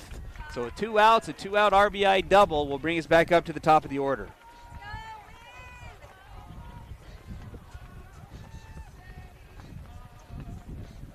It'll be Trent Weed, the first baseman, who will come up, popped out to left field in his first at bat, and then grounded out to the second baseman in his second at bat. Key to the Lead brought to you by Dorius Dental, who offers no surprises of dental treatment with Dr. Dorius and Dr. Proctor.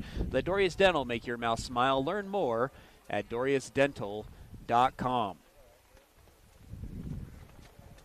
Zach Burdett's going to sub into the game right now, Tyler. I think they're going to bring Shaw out to get loose in relief here today. So Bridger's going to come out of the game and go get to work in the bullpen, I believe. I don't think they're making the change right now. No, they're not. So Bridger's going to come get loose. Use him to close this game out if they need it. Right now, Sweat has tons of pitches left here, Tyler. This is just Coach Jacobson wanting to be ready and knowing that this game is everything. A loss would eliminate them from postseason play. So what that's going to do is you're going to see Burdett in center field. Bassett, no. They're going to tie. Coach Jacobson can't get them on the same page, and he bows his head that they don't understand what's going on over here. Burdett needs to be in center. Bassett should be in right. They're having a hard time understanding what Coach is saying. Bradshaw is going to move over to left field, and that should be your new defensive lineup there in the outfield while Shaw comes out and gets ready to come in relief if he's needed. So Burdett, Tyler, in for Shaw is the official move in the book. Substitution brought to you by Mirror Lake Station. Best donuts in Utah. Mirror Lake Station is your stop for gas, groceries, and goodies. Owners David and Kristen Wade invite you to swing by and say hello this season at Mirror Lake Station. Trent Weed, the first baseman, 0 for 2 on the day with a pop-out ground out. Has an RBI opportunity here. The score 5-1. Blake Sweat now sitting at 64 pitches, has been very efficient in the game today. Trying to get out of a little bit of a jam here in the 5th.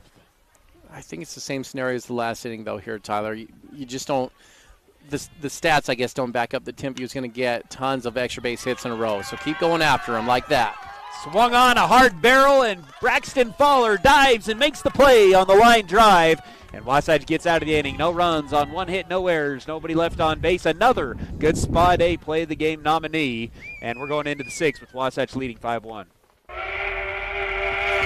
Are you ready for lunch? Well, the Dairy King, home of the train, is serving the best foods with friends and family in the Valley and have been the winner of Best of State for 19 years. They've recently been named the official Best of Utah for their milkshakes. You've got to try their delicious train burger with an Oreo shake. They also have those yummy salads that just hit the spot, or you can try a turkey breast sandwich that tickles the taste buds. They've proudly been serving the Heber Valley for 75 years. That's the Dairy King, home of the train, serving deliciousness daily. Stop in today. Attention all sideliners. Economists and investors have said recently, if you are saving money and waiting to buy, I'd reconsider even at current interest rates. Reports have shown that the masses move or not move based on the behavior of interest rates. This is sidelining in our current environment. With most people using this information as their playbook, it leaves everyone doing the same thing at the same time, resulting in a basic but serious future crisis of supply and demand. So, come see me at Guild Mortgage, and let's put you in the game.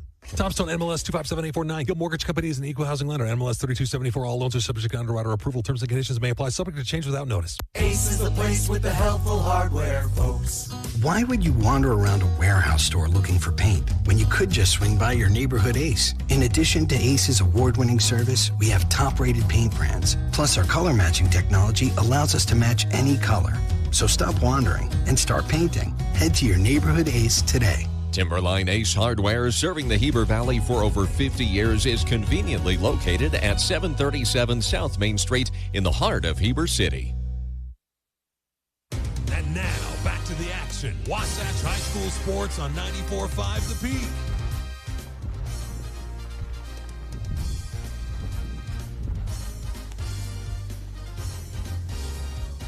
Bank of Utah has accounts for everyone, from personal and business checking and savings accounts to mortgage and consumer loans. Visit our friendly Heber branch at 620 West 100 South, and together we'll build relationships that last. Bank of Utah is an equal housing lender, member FDIC. Tied new pitcher in for Timpview, Zeke Clevin, a junior. He's been their most used pitcher here on the season. Over 40 innings pitched here for Zeke, Tyler. He has appeared in 1, 2, 3, 4, 5, 6, 7, 8, 13 games by the time you count them all up here, Tyler. So they've used him often. 2 wins on the season here for Zeke, South Summit, and Hillcrest. First 2 wins of the year for Timpview. Has an ERA, though, that leaves a little something to be desired, Tyler. He's over 6 on the ERA. You can look largely because of Orem, who had him up around 30 when he faced off against the Orem Tigers. And so he's been pretty efficient other than that, Tyler. But this has been a guy they've gone to often. And a good pitcher here on the mound for Timpview, trying to hold this one close. 2, 3, 4 up for Wasatch. Blake Sweat, Riker Evans, and Grant Mahoney. Top of the 6 action brought to you by Wasatch Physical Therapy and Sports Medicine, your rehabilitation specialist dedicated to your total recovery from all injuries. Let Dan Ivey and his team get you back to 100%. Wind starting to pick up here in the top of the 6th. Kind of died down there for a couple of innings. Now it's picked back up. 5-1 the score. Wasatch leading. Swung on, fouled back. 2-1 the count.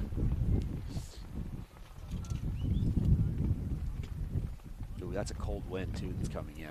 Yeah, it's a little It's May, right? Tyler. Your birthday, Yeah. Your wife's birthday is May 7th, right? Yes, May? yeah, it is Okay. May. This is the usual second week of May freeze, Tyler. After everyone's gotten excited, it's warm, they've planted their gardens and thinking everything's good, and then the freeze comes in and kills everything. Feels like we get this every year. Called strike, 2-2 the count. On deck here, Tyler, to pinch hit is going to be Crew Baxter. The 2-2 gets doesn't get the pitch, just below the knees. Fills up the count at full, 3-2. Oh, Zeke thought he had that too, Tyler. He kind of mouthed some displeasure there after that one just to the general sky, but thought he should have that call on his side. Umpire did not agree. Takes a little bit extra time to get back out onto the mound. Working out of the stretch with nobody on base. Clevens comes set. The payoff pitch. And that one misses for ball 4. Wasatch gets the leadoff guy on. And now we have a pinch hitter. It'll be Garrett, going back in time. Yeah. Crew Baxter will come into the lineup. Going to have a new speed up here too, Tyler, as Zach is now in the game. They're going to let Blake run, it looks like, for a minute.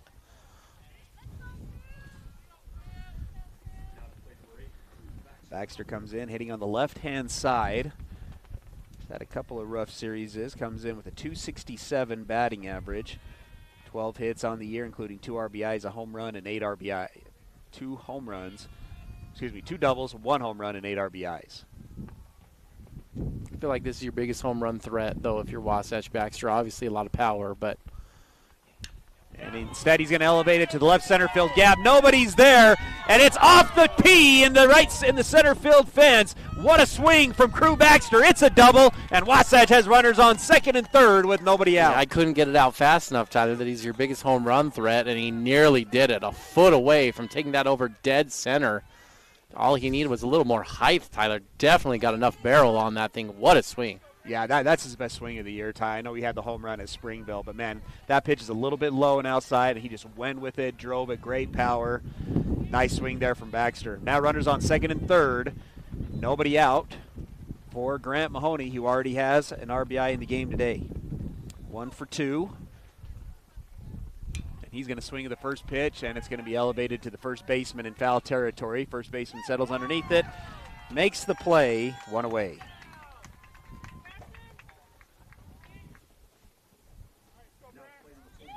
Brings out the freshman, Braxton Fowler, walked in his first 2 at-bats, and then popped out to the left fielder in his 3rd at-bat.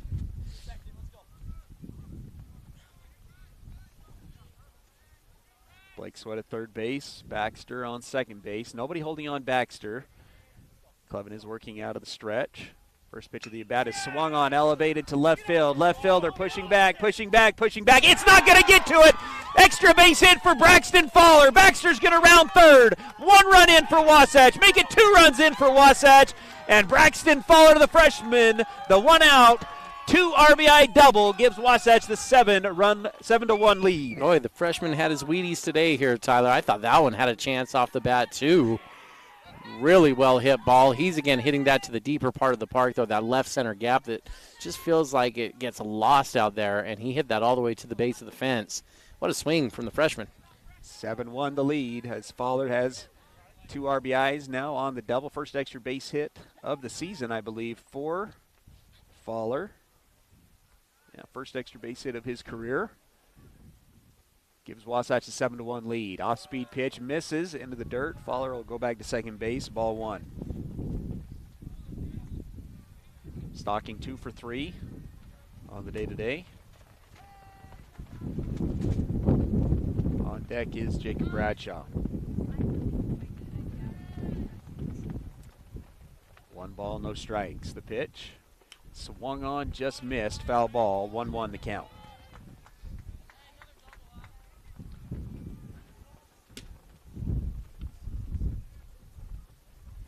Well, a win here will keep Wasatch's hopes alive. Tyler, if this score can hold, leading 7-1. I think it's outside. Pretty clear they need 2 to get into the state tournament. Need to win this one today and win tomorrow's senior day in order to make it to the tournament. And even then, you need a little help from East. 2-1 the count here to Stocking with the runner on second base. The pitch, swing and a miss on a pitch out of the zone. 2-2 now the count. A lot of confidence from Stocking, though. Ty goes up there with the yes, yes, yes mentality. Missed just a little bit high. 2-2 the count, 1 away. Yeah, we got a couple players on this team that are like that, Tyler. Grant Mahoney has a great approach in that same manner. Clevin takes a couple long looks at Fowler. Now delivers the 2-2. Does he get the outside corner? That's a pretty good pitch, Ty. Just outside for ball 3. 3 balls, 2 strikes. Timpview coach not happy about that one. Yeah, they're getting tense over there in the Timpview dugout, Ty, and I don't blame him. I'm watching back here. That's a pretty good pitch, Tyler. And as a pitching coach, you'd just be cross-eyed by this point, Tyler, just losing your mind over there. The payoff pitch, and that one misses too far outside again. Ball 4. So runners now on first and second, 1 out. Already 2 runs in the inning. Scaring a trip to the mound from Myers. The catcher. Trip to the mound once again brought to you by Mirror Lake Station. Ty, one thing you can say, though, is it's been a consistent zone. That pitch on the outer half of the black has just not been called. And sometimes umpires will give you about a ball off the plate. This umpire is not. You got to touch the black on the plate to get the strike here. And so while these are great pitches, they are off by an inch or 2. And this is just a tight zone on the outer half from this umpire. Going to bring up Bradshaw. Popped out on a drag bunt in his last at bat. Comes up, runners on first and second. Third baseman is playing up onto the dirt. That one's low for ball 1. This is as a coach, you're taking a peek. That third baseman's responsible for the third base side. The shortstop's playing way in the hole up the middle. If you can get him to come up a little bit on a drag bunt attempt, you may be able to swipe the bag behind him. The 1-0 count, the pitch. That one's a fastball, elevated here into the infield. And pitcher's not going to be able to get to it, Ty, but the runners had to pause, and so there'll still be a force out at third base. Not much you can do with that one. So the pop-up will go into the book as a fielder's choice ground out, and so 2 away with runners on first and second. Ty, Coach Davis over here is absolutely right. He's saying, Blue, that's an infield fly all the way, and it certainly was an infield fly, Tyler. The umpire should have had that called out. And Bradshaw should actually be in the dugout, and the runner should be back at second or third base. Or, I guess in that you could get real crazy there, that the runners can advance on that ball, and then you could have a potential double play with Fowler being in fact, that's what he's arguing, right? Well, he'd have to lay down the tag. It would be a tag there, Tyler. But, yeah, that's a good point there from Coach Davis over there for Timpview. 1-0 the count. That's a miss by the umpires. Absolutely a miss from the umpires. 1-0 the count, 2 outs. Good speed on the base pass with Fowler at second and Bradshaw at first. 7-1 the lead for Wasatch, 6 outs away from getting their second region victory of the season.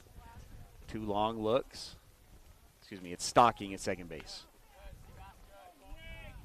Late timeout awarded. That'll only, it's a balk. Excuse me, Tyler. Coach Jacobson's been working on that one all game, Tyler. A couple times as the inning was ending, he'd come over and talk to the umpire about what he's seeing. Oh, they didn't call a balk. Undo. Well, guess he's going to say it was a timeout before the balk. So excuse me on that. So 1-0 still the count. Runner still on first and second. Colton Bassett in the box for Wasatch.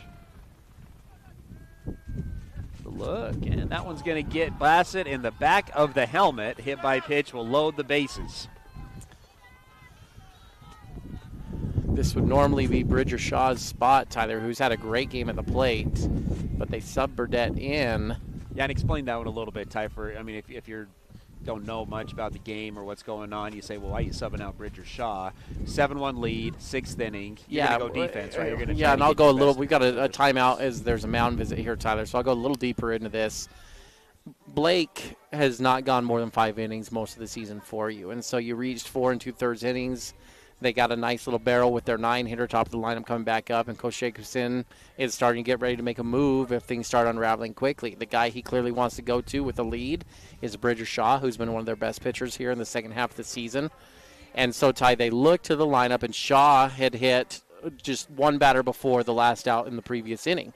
And so you're able to get Bridger out and get him loose without sacrificing that spot in the lineup here, Tyler. And if you have a big inning, then you can reinsert him like they're going to do right here, is get Bridger back into the game. But he's able to come out and get plenty of time to get loose because he doesn't need to worry about coming back up to hit. And so it's all about just getting loose, getting ready to pitch. But there was enough time in between that Bridger's all loose, and he's ready to keep that bat going right now. Well, and a lot of times you make that, you're at the number 2 hitter to lead off this inning, and so you're thinking, I have an inning before he comes up to the plate. Wasatch has been able to put 2 more runs on the board. Yeah, Ty, and I guess to state the obvious, and I don't think Bridger would argue with me on this, you're putting in a much better defensive outfielder, too. And Bridger's played infield his entire life, and they put in the outfield here today really for the first time. And so you're getting a defensive sub there and getting advancement in that area. Swing and a miss for strike 1, so 1-1 the count. It's a big swing there from Bridger. Ty, 2 outs, bases loaded. If he can get one over the fence here, get the 10-run rule in play all of a sudden. That might not be what Coach Jacobson's thinking at this point in the ball game. 7-1 the score, 1-1 the count. Swinging and a miss again on a hanging off speed pitch. Yeah, that was hanging. It just kind of floated up there, Tyler. Wanted to jump out from behind the plate and go grab that. Bridger, I think, just got a little too antsy himself seeing that come in. It's a 1-2 count, 2 away. Clevin delivers. It's another fastball, and this one's roped right back up the middle. That's a single. That'll bring in 1 run. Make it 2 runs as Stocking and Bradshaw both come in. And another 2-out RBI hit from Bridger Shaw, and Wasatch now has the 9-1 lead. How about a 4 RBI day for Bridger Shaw, Tyler? A double, a single, and a sac fly. Single scored 2, double scored 1. Obviously, the sac fly got 1 in as well. He's had himself a day. 2 for 3. Brings us back up to the top of the order to Carter Bucad. Doubled in his first at bat. Comes up still runners in scoring position. Wasatch creeping up 9-1 the lead. Another physical at the pit stop run. 4 runs in the inning now for Wasatch. That one's in there for a strike. Umpire's more generous on the inside part, though, Tyler. That pitch, I think, is a little more out of the zone than those outside fastballs that he's not calling. But he's rewarded the inside pitch. No balls, 1 strike. The pitch swung on. This one's elevated to the left side. It's going, and does it stay foul or fair? No. Would have cleared the fence easily, but it is foul for strike 2. Where's the wind, Tyler? You've had a gusting wind all day. You just need something to push that back fair. I've been thinking all day about that hit right there. If you start it just left of the pole, the wind's going to bring it back in, and the wind didn't do its job. 0-2 the count now to Carter Bucad. Clevin comes set. The pitch. That one elevates for ball 1. 1-2 the count. That was probably his best hit ball of his career, Tyler. He smoked that thing. Usually a guy who's up the middle, gap to gap, got the hands through and pulled that one.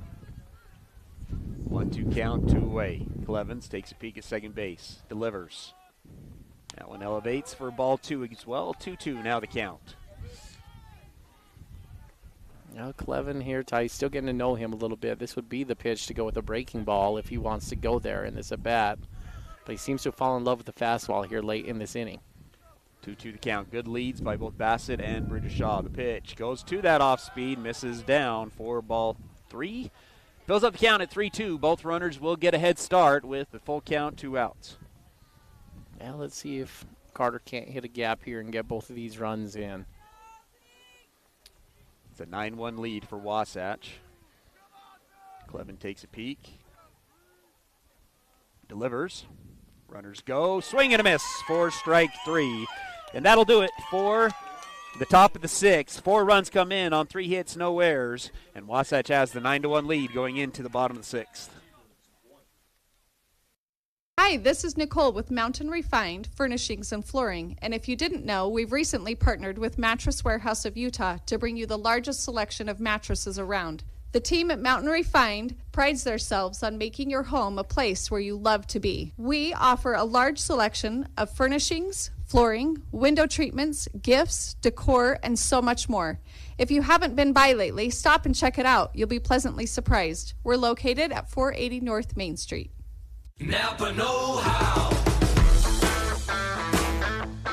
Your local Napa Auto Parts, Wasatch Auto Parts at 105 North Main Street in Heber City stocks auto parts, tools and equipment, and many other items for heavy-duty trucks, marine, and farming equipment. Stop in today at Wasatch Auto Parts, 105 North Main Street in Heber City, a proud sponsor of Wasatch Wasp Sports.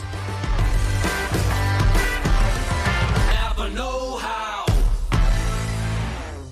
Hi, this is Kendall Crittenden, Wasatch County Council member and a member of the Caring Community Coalition. Did you know that kids are at a greater risk of experimenting with alcohol and drugs between the hours of 3 and 6 p.m.? Many parents are still at work this time of day. Check in with your kids. Find out where your kids will be, who they'll be with, and what they will be doing. Brought to you by Wasatch Behavioral Health and the Caring Community Coalition. 5, 4, 3, 2, 1.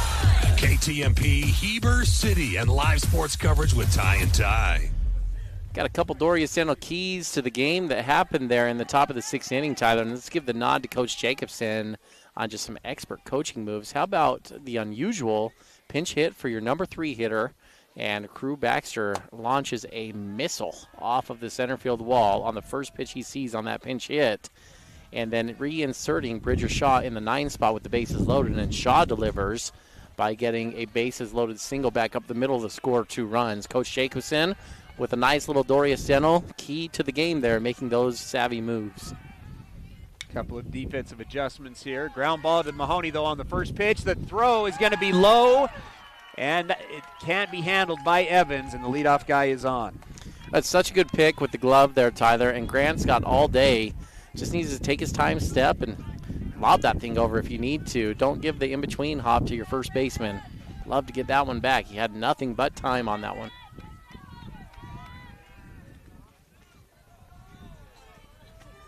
So runner on first base, 9-1 the score. It's going to be now the number 3 hitter, so Brecken Davis, the number 2 hitter, is on base. Doubled in his last at-bat, now brings up Brigham Richards, the second baseman. Wind's really starting to pick up here at Timpview High. Bottom of the 6th action. Wasatch trying to hold to that 9-1 lead. How many pitches is Blake at, Ty? 67. Yeah, so this should be Blake's game, and I think if you're Coach Jacobson, you probably say that with a 9-1 lead. Blake, this is yours. You're going to get this no matter what. He's still got 30 good pitches, Tyler, to get 6 outs. You go after it. Make this his game. If you don't have to use Bridger, you don't use Bridger today. Keep Bridger fully available with 110 pitches tomorrow, along with Braxton. That will give you options. Foul ball, 1-1 now the count. So Bridgershaw does go back into the game in left field. Bassett goes back into the game in center, and Bradshaw moves back to right field. 1-1 the count. Runner fakes. This ball's going to be elevated. Let's see if it stays in play. Evans calling it out and makes the play for the first out of the inning. There's that wind you were talking about, Ty. Yeah, that was kind of swirling on Riker. Good job hanging in there, handling it. Now it's going to bring up Cannon. He's 2 for 2 with an RBI. A couple of nice line drives through the infield, one up the middle and one through the 5-6 hole. Designated hitter. Nice looking player. I believe only a sophomore too, Ty, if I'm not mistaken. First pitch, and he's going to do it again, Ty. Oh, Braxton Fowler nearly came up with the play. That looked like a single all the way. Braxton Fowler with the dive, got a glove on it, and couldn't pull it in. But the sophomore now 3 for 3. Yeah, his bat, Tyler, today looks like the real deal, doesn't it? He's been able to get on time. In fact, it's interesting. I think what you like the most about what you're seeing from Cannon is the first couple fastballs he saw, he wasn't close on. He was way behind. And he's been able to make the adjustment and get caught up here, Tyler. And he's been right on the screws 3 straight at bats. Good looking swing there for the sophomore. So runners on first and second, 1 out. We have a pinch runner. Did you see the number there, Ty? Yeah, number 7. Number 7. Number 7 is How about that Atkinson. near out from Fowler, Tyler? Fully extended. Another ball down the line. Fair ball, Tyler. That's going to have a chance and will score a run. That's a bleeder that just got in there. And the throw's going to get around the third baseman. It's an errant throw from the outfield to third base. Another run will come in, and it's now 9-3. There's a lot that did not go well on that, Tyler. Bradshaw coming up on that ball down the line. That's never going to be a third base throw. That's a ball that the guy's easily going to go first to third because the ball is going down the line and the right fielder isn't into it. So where he should be going is to second base, and that guy was running to second the entire way, Tyler. He was running into an out. Timpview was gifting you an out if you just look up and throw it to the right bag. Instead, they try to go through the shortstop to third. You have another overthrow, bring in another run, and now Timpview's got a couple runs on the board. You're still in a nice spot, Ty, up 9-3. But that's just bad execution on that play. Trip to the mound from Coach Jacobson, trying to calm everybody down. 1 out, the score 9-3. Runner on third base. Still have plenty of time, and that's what Coach Jacobson's saying. Ty, you just saw him shrug the shoulders a little bit. No big deal. Let's go get 2 outs, minimize the inning. Still, Blake will stay out there. Just over 70 pitches at 71 now. It's going to bring up Elliot Myers, the catcher. Ty, I'd venture to say if you're Wasatch, and hopefully Coach Jacobson said this, I don't think you really care about that run at third base. At this point, you're in the game where you're trading outs. You can trade runs for outs. You need 5 outs, and they need 6 runs. So take the out, minimize this inning, and move into the final inning with at least a 5-run lead. You're in a good spot if you're Wasatch. Ball's going to get away from Christensen, but the runner slips. He's not going to be able to score. So ball 1, runner will stay at third base. Oh, Coach Davis over there for Timpview, just sick with himself over there. Thought he was going to lose it there on third baseline and just vomit. And he's disgusted that they didn't get a run on that one. 1-0 the count. Myers back into the box on the right-hand side. Blake working out of the wind-up, and another single through the 3-4 hole. Looked like Evans had a chance to get a glove on it. And another single, and another run comes in. Yeah, Ty, these are sharply hit balls, though. You're right. I think Evans could have had a chance at that ball, but that ball's hit on the nose again. It's a good barrel. The one that Fowler nearly had a good barrel, right? And so these guys are getting some barrels on the nose here, and it's finding the gap out there. This is going to do it for Blake. So we're going to take a break. It's 9-4. Wasatch trying to hold on to the lead here in the bottom of the 6th. Attention painters and homeowners. Premium Kelly Moore paint is now available at your neighborhood Wasatch Back Paint and Floor. That's right, Wasatch Back Paint and Floor is the official authorized Kelly Moore Paints outlet. You can now get premium Kelly Moore paints at your Heber Wasatch Back Paint and Floor. You'll love their high quality, long-lasting finishes for any home paint project. So if you're painting a single room, refreshing your front door, or doing a full repaint of your home, Wasatch Back Paint and Floor is the place to go for fine Kelly Moore paints. Stop by today. Well, folks, spring is near, but have no fear. Country Gardens and Nursery is here for your everyday garden supplies, decor, and more. From our personal gardener to our new bulk yard, where we offer large variety of soil, mulches, and decorative rock. Come see what we have in store. Country Gardens and Nursery, 1401 South, US 189. We'll see you soon and hope to put you in bloom. I'm Walker Kessler, and I play basketball for a living. So I know how important it is to have the support of a team you can trust. That's why I love UCCU. UCCU is more than a credit union. They're a true financial partner, a local team of experts your entire family can trust at every step of your financial journey. Just visit uccu.com and elevate your banking experience. Big O Tires in Heber is your one-stop shop for tires and service. What was once Point S is now Big O Tires. Same service, but different name. We're locally owned and operated and want to help you get your vehicle ready to road trip this summer. Stop in for all your name brand tires, oil changes, alignments, brakes, batteries, shocks, struts, and a whole lot more. Plus, Big O Tires offers financing options to fit any budget or any situation. Visit us today. Big O Tires, the team you trust. 5, 4, 3, 2, 1. KTMP Heber City and live sports coverage with Ty and Ty. Meredith Station pitching change. It'll be Riker Evans on the mound trying to close this one out for Wasatch. 9-4 the score. One out here in the bottom of the sixth. Swing and a miss to the center fielder, Jordan Christensen.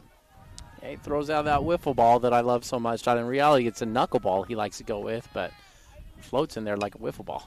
Gets one to swing at this one. It's going to be a shallow fly ball to right field. Fowler will make the grab, 2 away. Braxton's pretty smooth out there defensively, isn't he, Ty? He just kind of made that look, as you like to bring up, a can of corn. Out there just nice and casual when he receives that ball. Good hands for a freshman. Going to bring up Jackson Davis, sophomore shortstop. On the game today, popped out to the shortstop and popped out to the first baseman, 0 for 2. Evans, slide step delivery, goes to the knuckleball. That one's going to come to me at the backstop. Runner will advance from first to second. Big turn at second base as Christensen was able to finally get the ricochet. So runner on second base, 1 ball. Again, Wasatch just needs to take a deep breath, Ty, not worry. You've built up a nice lead. You don't need to get too much inside your head. Just do your thing, execute, throw strikes if you're Riker. Evans, Ty, coming into this one, has an 8.78 ERA, 0-3 on the year for Evans in his 8 appearances. He's come on strong lately, though, Tyler. 22 innings pitched, 12 strikeouts on the season. So 2 outs, 9-4 the score. Number 8 hitter, the shortstop, up to the plate with a 1-0 count. Riker working out of the stretch with the runner on second base. He's able to get him back a little bit. Goes back with a fastball. Misses low for ball 2. 2-0 now the count.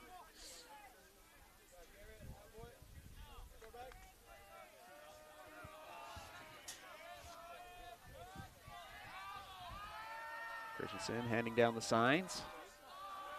Riker likes it. Comes set. Not a big lead at second base. The pitch goes back to the knuckleball in there for strike 1. It's just not the pitch you're going to be looking for at 2-0, Tyler. This was a good move from Coach Jackson to get Riker in here because the team is starting to sit fastball with Blake, trying to get the bat head out, and Riker's just, he's a mystery. He can go knuckleball at any point in this count. Another swing and a miss, moves the count to 2-2. And it does that, Ty. We've talked about it over and over and over again. It makes the fastball look like it's 100 miles per hour, even though it's coming in the mid to high 70s. You're kind of baffled looking for that knuckleball again, and he blows the fastball by you. It's a 2-2, 2 outs. Runner on second base, 9-4 the score. Evans takes 1 look, takes a second look. Delivers. Misses up for ball 3. Fills up the count at 3-2. Well, let's see what Riker decides he wants to go with here, Ty. Certainly not afraid to throw the off-speed pitch in this count. Got a base open. Evans comes set. 2 looks. Delivers the payoff pitch. It's swung on. It's a ground ball up the middle. Boucard charges, fields it on the run, throws it in time at first base. And Wasatch finally gets out of the inning, but they give up 3 runs in the inning, and that makes the score 9-4 as we go into the 7th inning. Hey there, Heber City. Are you tired of dings, dents, and scrapes ruining the beauty of your beloved vehicle? Look no further than Robards Collision, the ultimate destination for all your auto body needs. At Robards Collision, they've been offering top-notch collision repairs and outstanding customer service. Their team of expert technicians is passionate about bringing your car back to its original glory, no matter the size of damage. Their state-of-the-art facility is equipped with cutting-edge technology, ensuring precise and accurate repairs. They handle it all with precision and care. Chad here from Mountain West Trailers. Celebrating 20 years in business, we know you value strength and reliability. Whether it's for work or play, our dump and equipment trailers are built to last. Enclosed cargo trailers for business and fun, or open utility trailers for everything in between. With expert sales, parts, and service, we've got you covered. Mountain West Trailers is always right behind you. Visit us at mountainwesttrailer.com or stop by at 1470 South Highway 40 here in Heber. Unlock your potential at Bonnie Joseph Academy here in Heber. Explore the art of barbering, basic aesthetic, cosmetology, master aesthetic, and nail technician programs. Visit bonniejosephacademy.edu to enroll today. Financial aid is available for qualifying students, and we offer flexible distant education options. Transform your passion into a rewarding career with Bonnie Joseph Academy, where beauty meets expertise. 5, 4, 3, 2, 1. KTMP Heber City and live sports coverage with Ty and Ty. Top of the 7th brought to you by Physical at the Fit Stop. Do you sometimes feel dizzy or unstable? If so, Physical at the Fit Stop has good news. Falls are preventable. Give them a call at 435-654-5607 for a free fall risk assessment. Let's see how you can improve your balance and regain your freedom. Another pitching change here for the T-Birds. They're going to go to Weed on the mound. The lefty first baseman now inserting here on the mound, and Cannon, who has been the DH, will come into the game at first base. Yeah, they're in preserve arm mode now, Tyler, in this game here. They've used their top 2 pitchers in Gonzalez and Kelvin in this one so far. Probably the next 2 guys that they'd like to use are Richards and Cannon, but instead they're going to go with Weed, who only has 3 innings pitched on the year and a 9.55 ERA. Ty doesn't look bad up there with the little left-handed arm, but just not a lot of experience on the mound. Teams have only hit 200 off of Weed on the season. Strike one called here to Blake Sweat, Riker Evans, and Grant Mahoney. That one misses low and inside for ball 1. 1-1 the score, 9-4 the lead for Wasatch, trying to, again, keep their playoff hopes alive, hovering around the 24, 25, 26 area. Really need 2 wins against Timpview to give themselves a chance. Off-speed pitches, misses high for ball 2. 2-1 the count.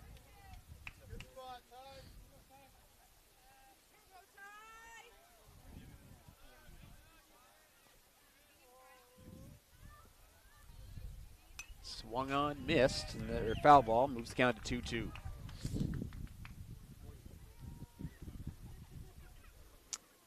Ty, the RPI is frozen, as most people know this week, so don't know for sure how these wins or losses will move, but feel pretty confident predicting that the winner of this series is going to end up advancing into the state tournament. But the other series to keep your eye on is going to be East in a 3-game series with Jordan starting tomorrow. They've got a doubleheader tomorrow, and then they're going to play one on Thursday. And if East is able to get one against Jordan, it's going to make it a very uncomfortable couple days waiting to see if Wasatch will make it into the tournament. The 2-2 swung on for, the full count pitch is fouled off, keeps the count at 3-2. And that's, of course, assuming the score holds. Wasatch gets the win here, and then they could find a way to get a win at home tomorrow on senior night. If they don't get both of those wins, they're done. Ty, Wasatch will not be in the state tournament. State tournament starts next Monday. Is that yeah. right? The payoff pitch is swung on and elevated high to second base. Second baseman goes underneath it, makes the play for the first out of the inning. Bringing up Riker Evans, who's back into the game. He was pinch hit for in his last at bat. And a good move from Coach Jacobson, as you said, Ty, a double off the wall from Crew Baxter. Riker Evans comes back into the game to pitch, and so he'll be hitting now. Weed comes set. Again, the lefty working out of the stretch. And that one's in there for a strike.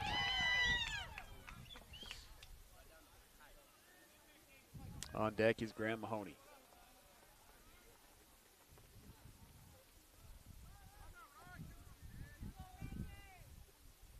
And that one misses high for ball 1. 1-1 the count.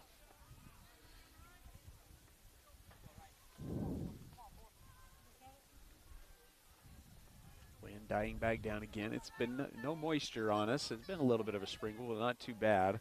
Hasn't been that bad of a day. That one misses way outside for ball 2. 2-1 now the count. But pictures coming in from home is it's a little bit colder up in Heber it looks City. worse in Heber than what we're seeing down here, Ty. The sun is out and visible here. Looks like that's not been the case for most of the day there in Heber. 2-1. The pitch. And that one's going to be elevated to the left center field gap. Riker Evans with his first hit of the day is a single. And Wasatch has their first base runner here in the top of the 7th. it's the end of the year, right? Teachers, students, it's just time to be ready for summer, right? So not only are we in school trying to endure, but then you look outside and there's snowing. Down. Yeah, it just makes you grumpy, doesn't it? I was a little bit grumpy today in my classes. I was teaching stats. So I was teaching mean, median, mode, and I had one of my classes where I said, does anybody know what the mean is? And they said, Mr. Baird? I said, probably deserve that. I thought you were going to say stats like you pulled up the baseball stats. Seems like a great way to teach tomorrow. Stats, Tyler. Go over the baseball stats on the season, break down the analytics. In fact, you should have them make the RPI, Tyler, here, and see if they can predict who's going to make the state tournament. I need a project for the end of the year. That sounds like a pretty good project next year going forward. And pitch inside to Grant Mahoney for ball 1. Yeah, it's a bit of a complex formula just because of all the data you have to put in with the RPI, right? So you take your winning percentage and your opponent's winning percentage, which isn't terrible. What gets tough is the opponent's winning percentage, which is only worth 10% of the RPI, but it's usually what makes the difference in these last spots here, Ty. And so you're looking at Wasatch, Timpview, East, Granger, West Jordan. They're all within about a half a percentage point of each other, and that opponent's winning percentage is going to make a difference.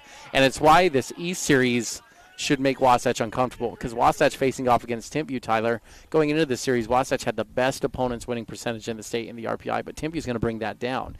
East is going against Jordan, who's got a pretty good record, and that's going to bring theirs up. So a win for East would likely catapult them over Wasatch. So Wasatch needs to take care of business and probably get a little help from Jordan, who makes sure they also take care of business. 2-1 count here to Grant Mahoney, singled with 2 RBIs in his first at bat. Weed working on the mound as the lefty. Elevates pitches. That one's in the dirt as he falls off the mound for ball 3. 3-1 now the count. Broadcast schedule will be on the air at home tomorrow as Wasatch will be taking on Timpview in their final game of the season, also senior night. Then we'll be on the road on Friday for the lacrosse finale as well. That one will be at Cedar Valley. That one's a ball 4. Ty, I think you need to go make a visit and say, hey, it's my wife's birthday. We need to move this game Ty, I looked down. It was about 4:50 heading into the 6th, and I thought I'm going to get back before too late, take my wife out to dinner. Well, we're only about 6 outs later, and it's been an hour. And 4 runs in the 6th and 3 runs from Timpview and 7 runs. Slowed down a little bit. The bats kind of woke stop. up, and between pitching changes and mound visits, this one's been a little bit more slow over the last couple innings.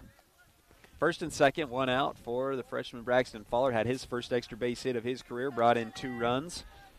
It's fun when it slows down, though, Tyler, when Wasatch is getting these doubles and the hits. I like watching that. But how about the cousin power during the 6th inning, Ty? Braxton Fowler with a 2 RBI double. Brazier Shaw with a 2 RBI single. Cousins there. That one's in there for a strike. Yeah, they had their Wheaties today, Tyler. Both of them hitting the ball well. 1-1 the count. 1 away again. Did you see who Wasatch put in as the speed-up guy, Ty? Over here on second base? Yeah, for Riker. I'm sorry, Ty. I was looking down at the stats here. That one misses as well, so 2-1 the count.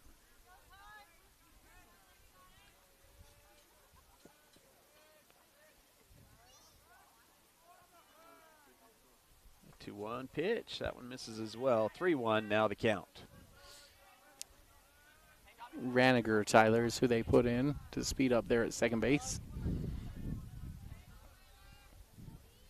Mahoney at first base, and then on deck is Garrett Christensen. So they're going to kill the DH, and he'll hit for Kyron Stocking. The 3-1, that one's in there for a strike, and that'll fill up the count at 3-2. Christensen, a little bit of power down the lines, I'd say, Ty. He may have a chance to hook one. Who's that, Brax here? Christensen on deck. Oh, yeah, he's certainly got a chance here, Ty. I think Brax does after that last swing. 3-2, the payoff pitch.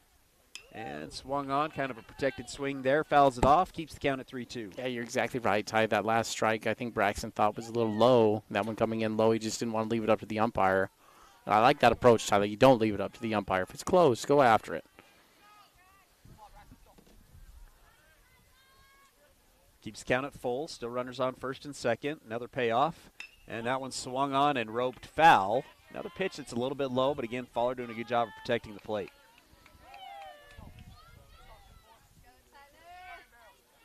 Braxton's really trending right where you'd want him to be at the end of the season, isn't he? His glove has been excellent.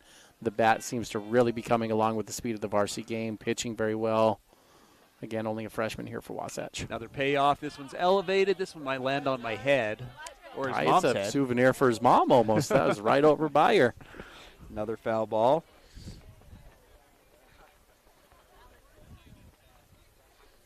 So 3-2 the count, one away.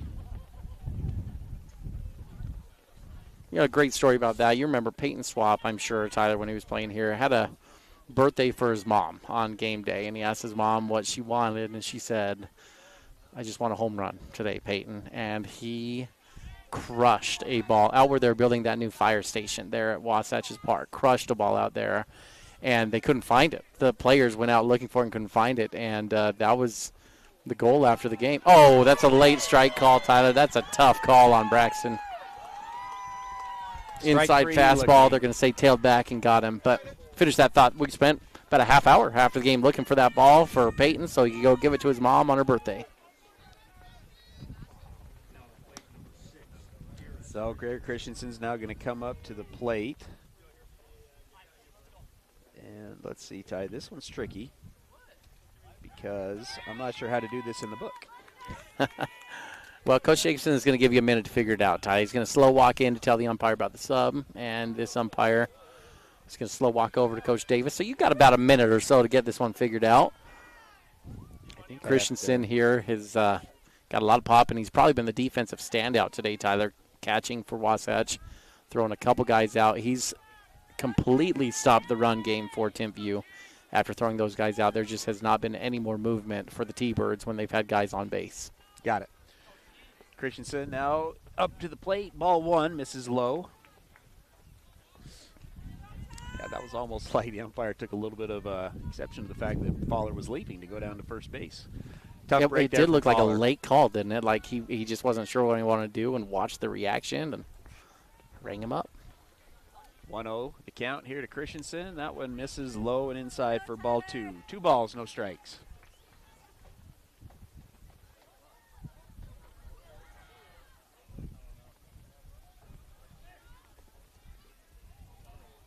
Ty, we got a rogue balloon again, but this is a monster balloon. That's a big one. And I think you can buy. So my wife's birthday today, of course, and we've talked about, Ty, buy the different size balloon. Bought 12-inch balloons to blow it up in the house and make it all nice. That one, it's got to be 30 inches out there with the size of that thing just floating around. What might be the play of the day, Ty, is what Kelson Stocking, Coach Stocking did. He was going to go after it, and then the wind started to blow, and he said, "There's no chance that I'm getting this." And that's a great move by him. It's a savvy coaching move, right? Yes. Not overexerting himself. Would have looked silly trying to get that. Swing and a miss. 2-1 the count. It's a big swing from Garrett there. The 2-1. That one's in there as well. Foul ball. Moves the count to 2 balls and 2 strikes. Still 9-4 the score. Wasatch just needing 3 outs. Timpview running out of baseballs. We're kind of up on a hill, and it doesn't look like we're getting many balls coming back into play from down that hill. No, but took a look over that Timpview dugout. They're used to that, Tyler. They've got 4 just play catch with balls over there that are good enough to use as a game ball that Coach Davis just leaned over, picked one up, and fired it in. 2-2 the count, 2 outs. Runners on first and second.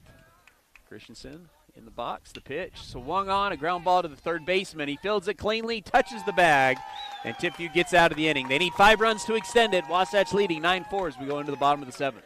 Hi, this is Nicole with Mountain Refined Furnishings and Flooring. And if you didn't know, we've recently partnered with Mattress Warehouse of Utah to bring you the largest selection of mattresses around. The team at Mountain Refined prides themselves on making your home a place where you love to be. We offer a large selection of furnishings, flooring, window treatments, gifts, decor, and so much more. If you haven't been by lately, stop and check it out. You'll be pleasantly surprised. We're located at 480 North Main Street.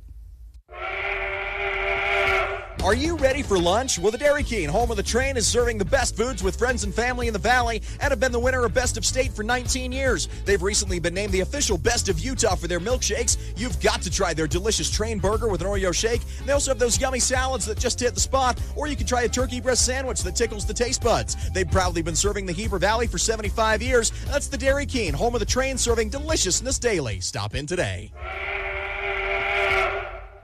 Attention all sideliners. Economists and investors have said recently, if you are saving money and waiting to buy, I'd reconsider even at current interest rates.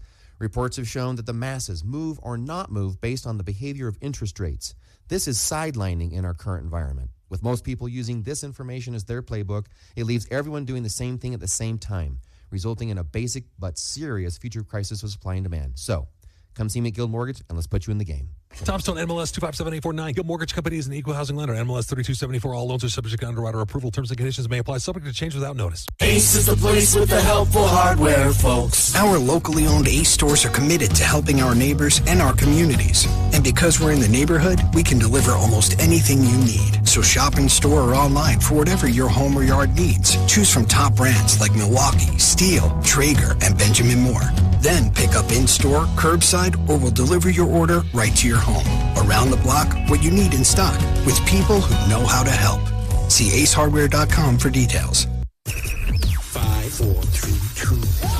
KTMP, Heber City, and live sports coverage with Ty and Ty. Bottom of the 7th, brought to you by Heber Appliance. When you're down to your final out and your fridge goes out, turn your drop the ball into a touch 'em all at Heber Appliance. 2-0 the count here to True Anderson, who doubled to the right center field gap as the number 9 hitter. 9-1-2 up for Timpview. They need 5 runs to extend the inning. That one's in there for a strike. 2-1 now the count, to extend the ball game. 6 runs will win it. Wasatch trying to close this one out. It's Riker Evans on the mound. No other defensive substitutions for Wasatch. Make it a 2-2 count. That one also in there for a strike.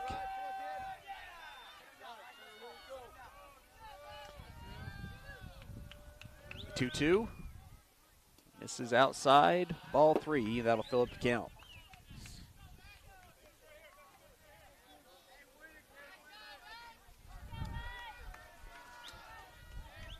Count, third baseman back into the box. The pitch, it's swung on, it's a ground ball to the 5-6 hole. Bucad rounds it, throws it across the diamond in time as Mahoney keeps his foot on the bag. 1 away. Good job there from Grant, Tyler. That ball coming down the first baseline, but not very far, but far enough that you start feeling like you have to come off, Tyler. Do you stretch and try to risk it? Do you come off and go get it and try to swipe and tag him? Grant felt that one out well, kept a foot planted on the bag, and was able to stretch and bring that one in for the first out. It brings us back up to the top of the order. The pitcher right now, Trent Weed, played first base. He's 0 for 3, pop out, ground out, line out. Nice play by Braxton Fowler in his last at bat. Knuckleball, looked like a strike, but called a ball, and that'll make count to 1-0. I'm surprised, Tyler, that Riker's gone to the first 2 hitters, because it looks like Timpview's taking for a strike here. And so almost as if they're just gifting you that first strike if he'll throw a fastball in there. But both these hitters, he's gone knuckleball. 1-1. Down to the 2 final outs. 1-1. The count, the pitch, swung on, fouled back. That moves the count to 1-2.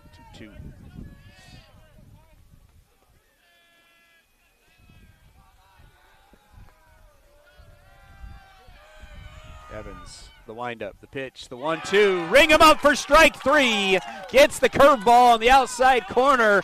First strikeout of the game for Riker Evans, and Wasatch is down to their final out. That's a pretty easy call for the umpire, Tyler. That one was a great pitch. Came right back over the heart of the plate.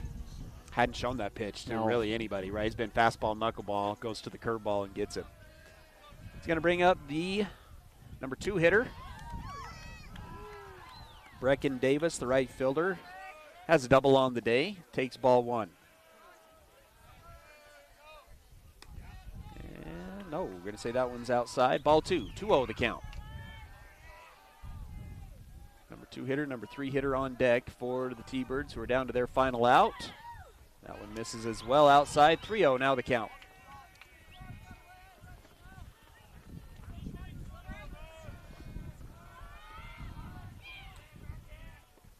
That one misses low. So ball 4 on 4 straight pitches. Wasatch was down to their final out. And 4 straight balls brings up the number 3 hitter, Brigham Richards, the second baseman.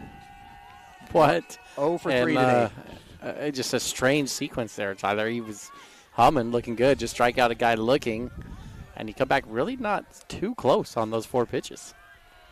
0 for 3 on the day is Richards. Runner on first base, the pitch. That one misses outside as well, so 1-0 the count. 5 straight balls here from Evans. Mahoney holding the runner on. I may even just back him up, Tyler, and just give defensive indifference here on this one.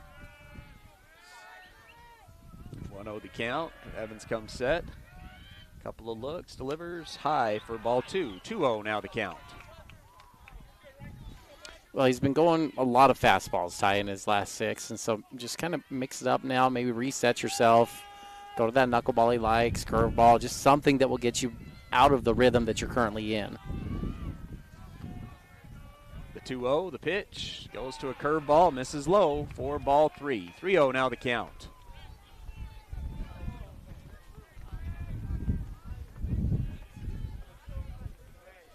On deck is Cannon. He's 3 for 3 today. And is that one in there for a strike? No, he calls it down. So 8 straight balls here for Riker Evans. That puts runners on first and second and brings up the sophomore Cannon, who's 3 for 3 on the day with 3 singles. Riker just wanted the best bat. Wanted a chance to go after the best one here, Ty. So Cannon's been easily the best bat in the lineup today for Timpview. See if Riker can reset. Currently playing first base. Probably see him on the mound tomorrow, Ty. Is he one of their guys? It'd probably be him. They've got one other guy, Tyler, but they're going to have to platoon it looks like, tomorrow. Another curveball. Doesn't get too close. 1 ball, no strikes. If you did notice, they took out Clevin early enough so they could use him, too. I'd expect them to come back with him tomorrow as well, Ty. 9 straight balls here. Riker's just at the point. Put it on the tee for him, Riker. Let him put it in play. Wasatch with a 5-run lead. 2 outs here in the bottom of the 7th. 1 out away from their second victory in region play and keeping their playoff hopes alive. Misses again. That'll be ball 2.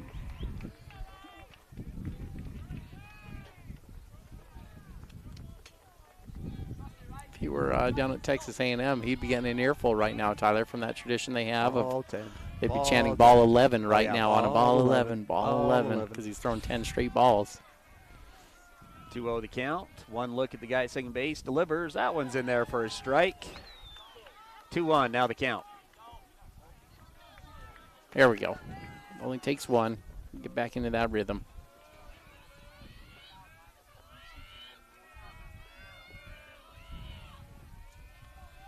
Cannon takes his time getting into the box. Now Evans taking his time. The 2-1. That's a ground ball up the middle. Boucard bobbles. And he's not going to be able to get the out. Oh, they do. They call him out at second base. Coach Davis can't and he is out of his mind, and he is going to go give the umpire an earful. But they call him out at second base, and that's going to do it. Wasatch gets the victory on the fielder's choice ground out. It's 9-4. We're going to go ahead and just keep it here for our Timberline Ace Hardware postgame show. Wasatch gets the 9-4 victory, keeps their playoffs hopes alive. And Ty, I'm going to go ahead and hand this over to you. That was a strange end to the game, Tyler, because Boucard, he did well, and the only chance they have to get that is he put his foot on the bag as he was trying to pick it up on the bobble, and the umpire is going to say, yeah, he got it there in time, and they're going to award it to him. Coach Davis doing what you would expect your coach to do, trying to fight for his team, Tyler, but that'll end this one. Wasatch securely gets the win, 9-4, as Timpview was trying to rally with 2 outs, Ty, but you're going to take about 10 straight base runners there to even get back in this game, and that one's going to probably go Wasatch's way no matter what. So, Ty, let's recap this one here if we can for a minute. Going to make it kind of quick. Wasatch jumped out to a 2-0 lead in the first inning and never looked back. They did tack on 2 more in the third inning, and they were leading 4-0 at that point. Timpview came back, got 1 run in the 4th inning, Tyler, to make it 4-1, but Wasatch got another run in the very next inning to make it 5-1.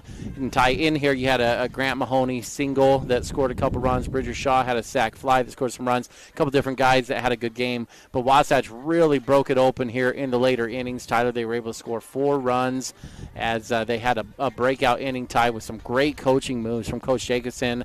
A pinch hit double from Crew Baxter off the wall got things going. Braxton Fowler hit a double in the inning. Tyler, when it was all said and done, Wasatch had a 9-1 lead after that inning, and they were really in a good spot to win this game. Timpview did bounce back, get a few more runs to make it 9-4, but they never really got close and never were able to really threaten. The offensive player of the game is going to go to Bridger Shaw, Tyler, who went 2 for 3 with 4 RBIs, a double and a single, as well as a sac fly. Great day for Bridger Shaw at the plate. And then your defensive standout of the day for Wasatch is going to be Garrett Christensen behind the dish, threw out 2 Timpview runners trying to steal second base.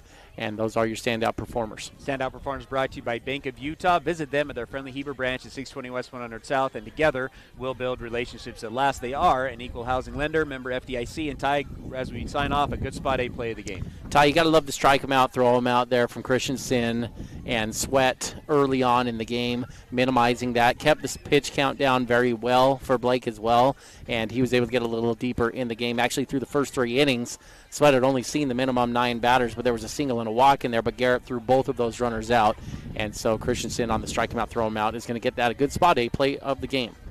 That'll do it. We'll be back on the air tomorrow for the last game of the season as Wasatch continues to try to keep their playoff hopes alive. Wasatch gets the 9-4 victory here on 94.5 The Peak.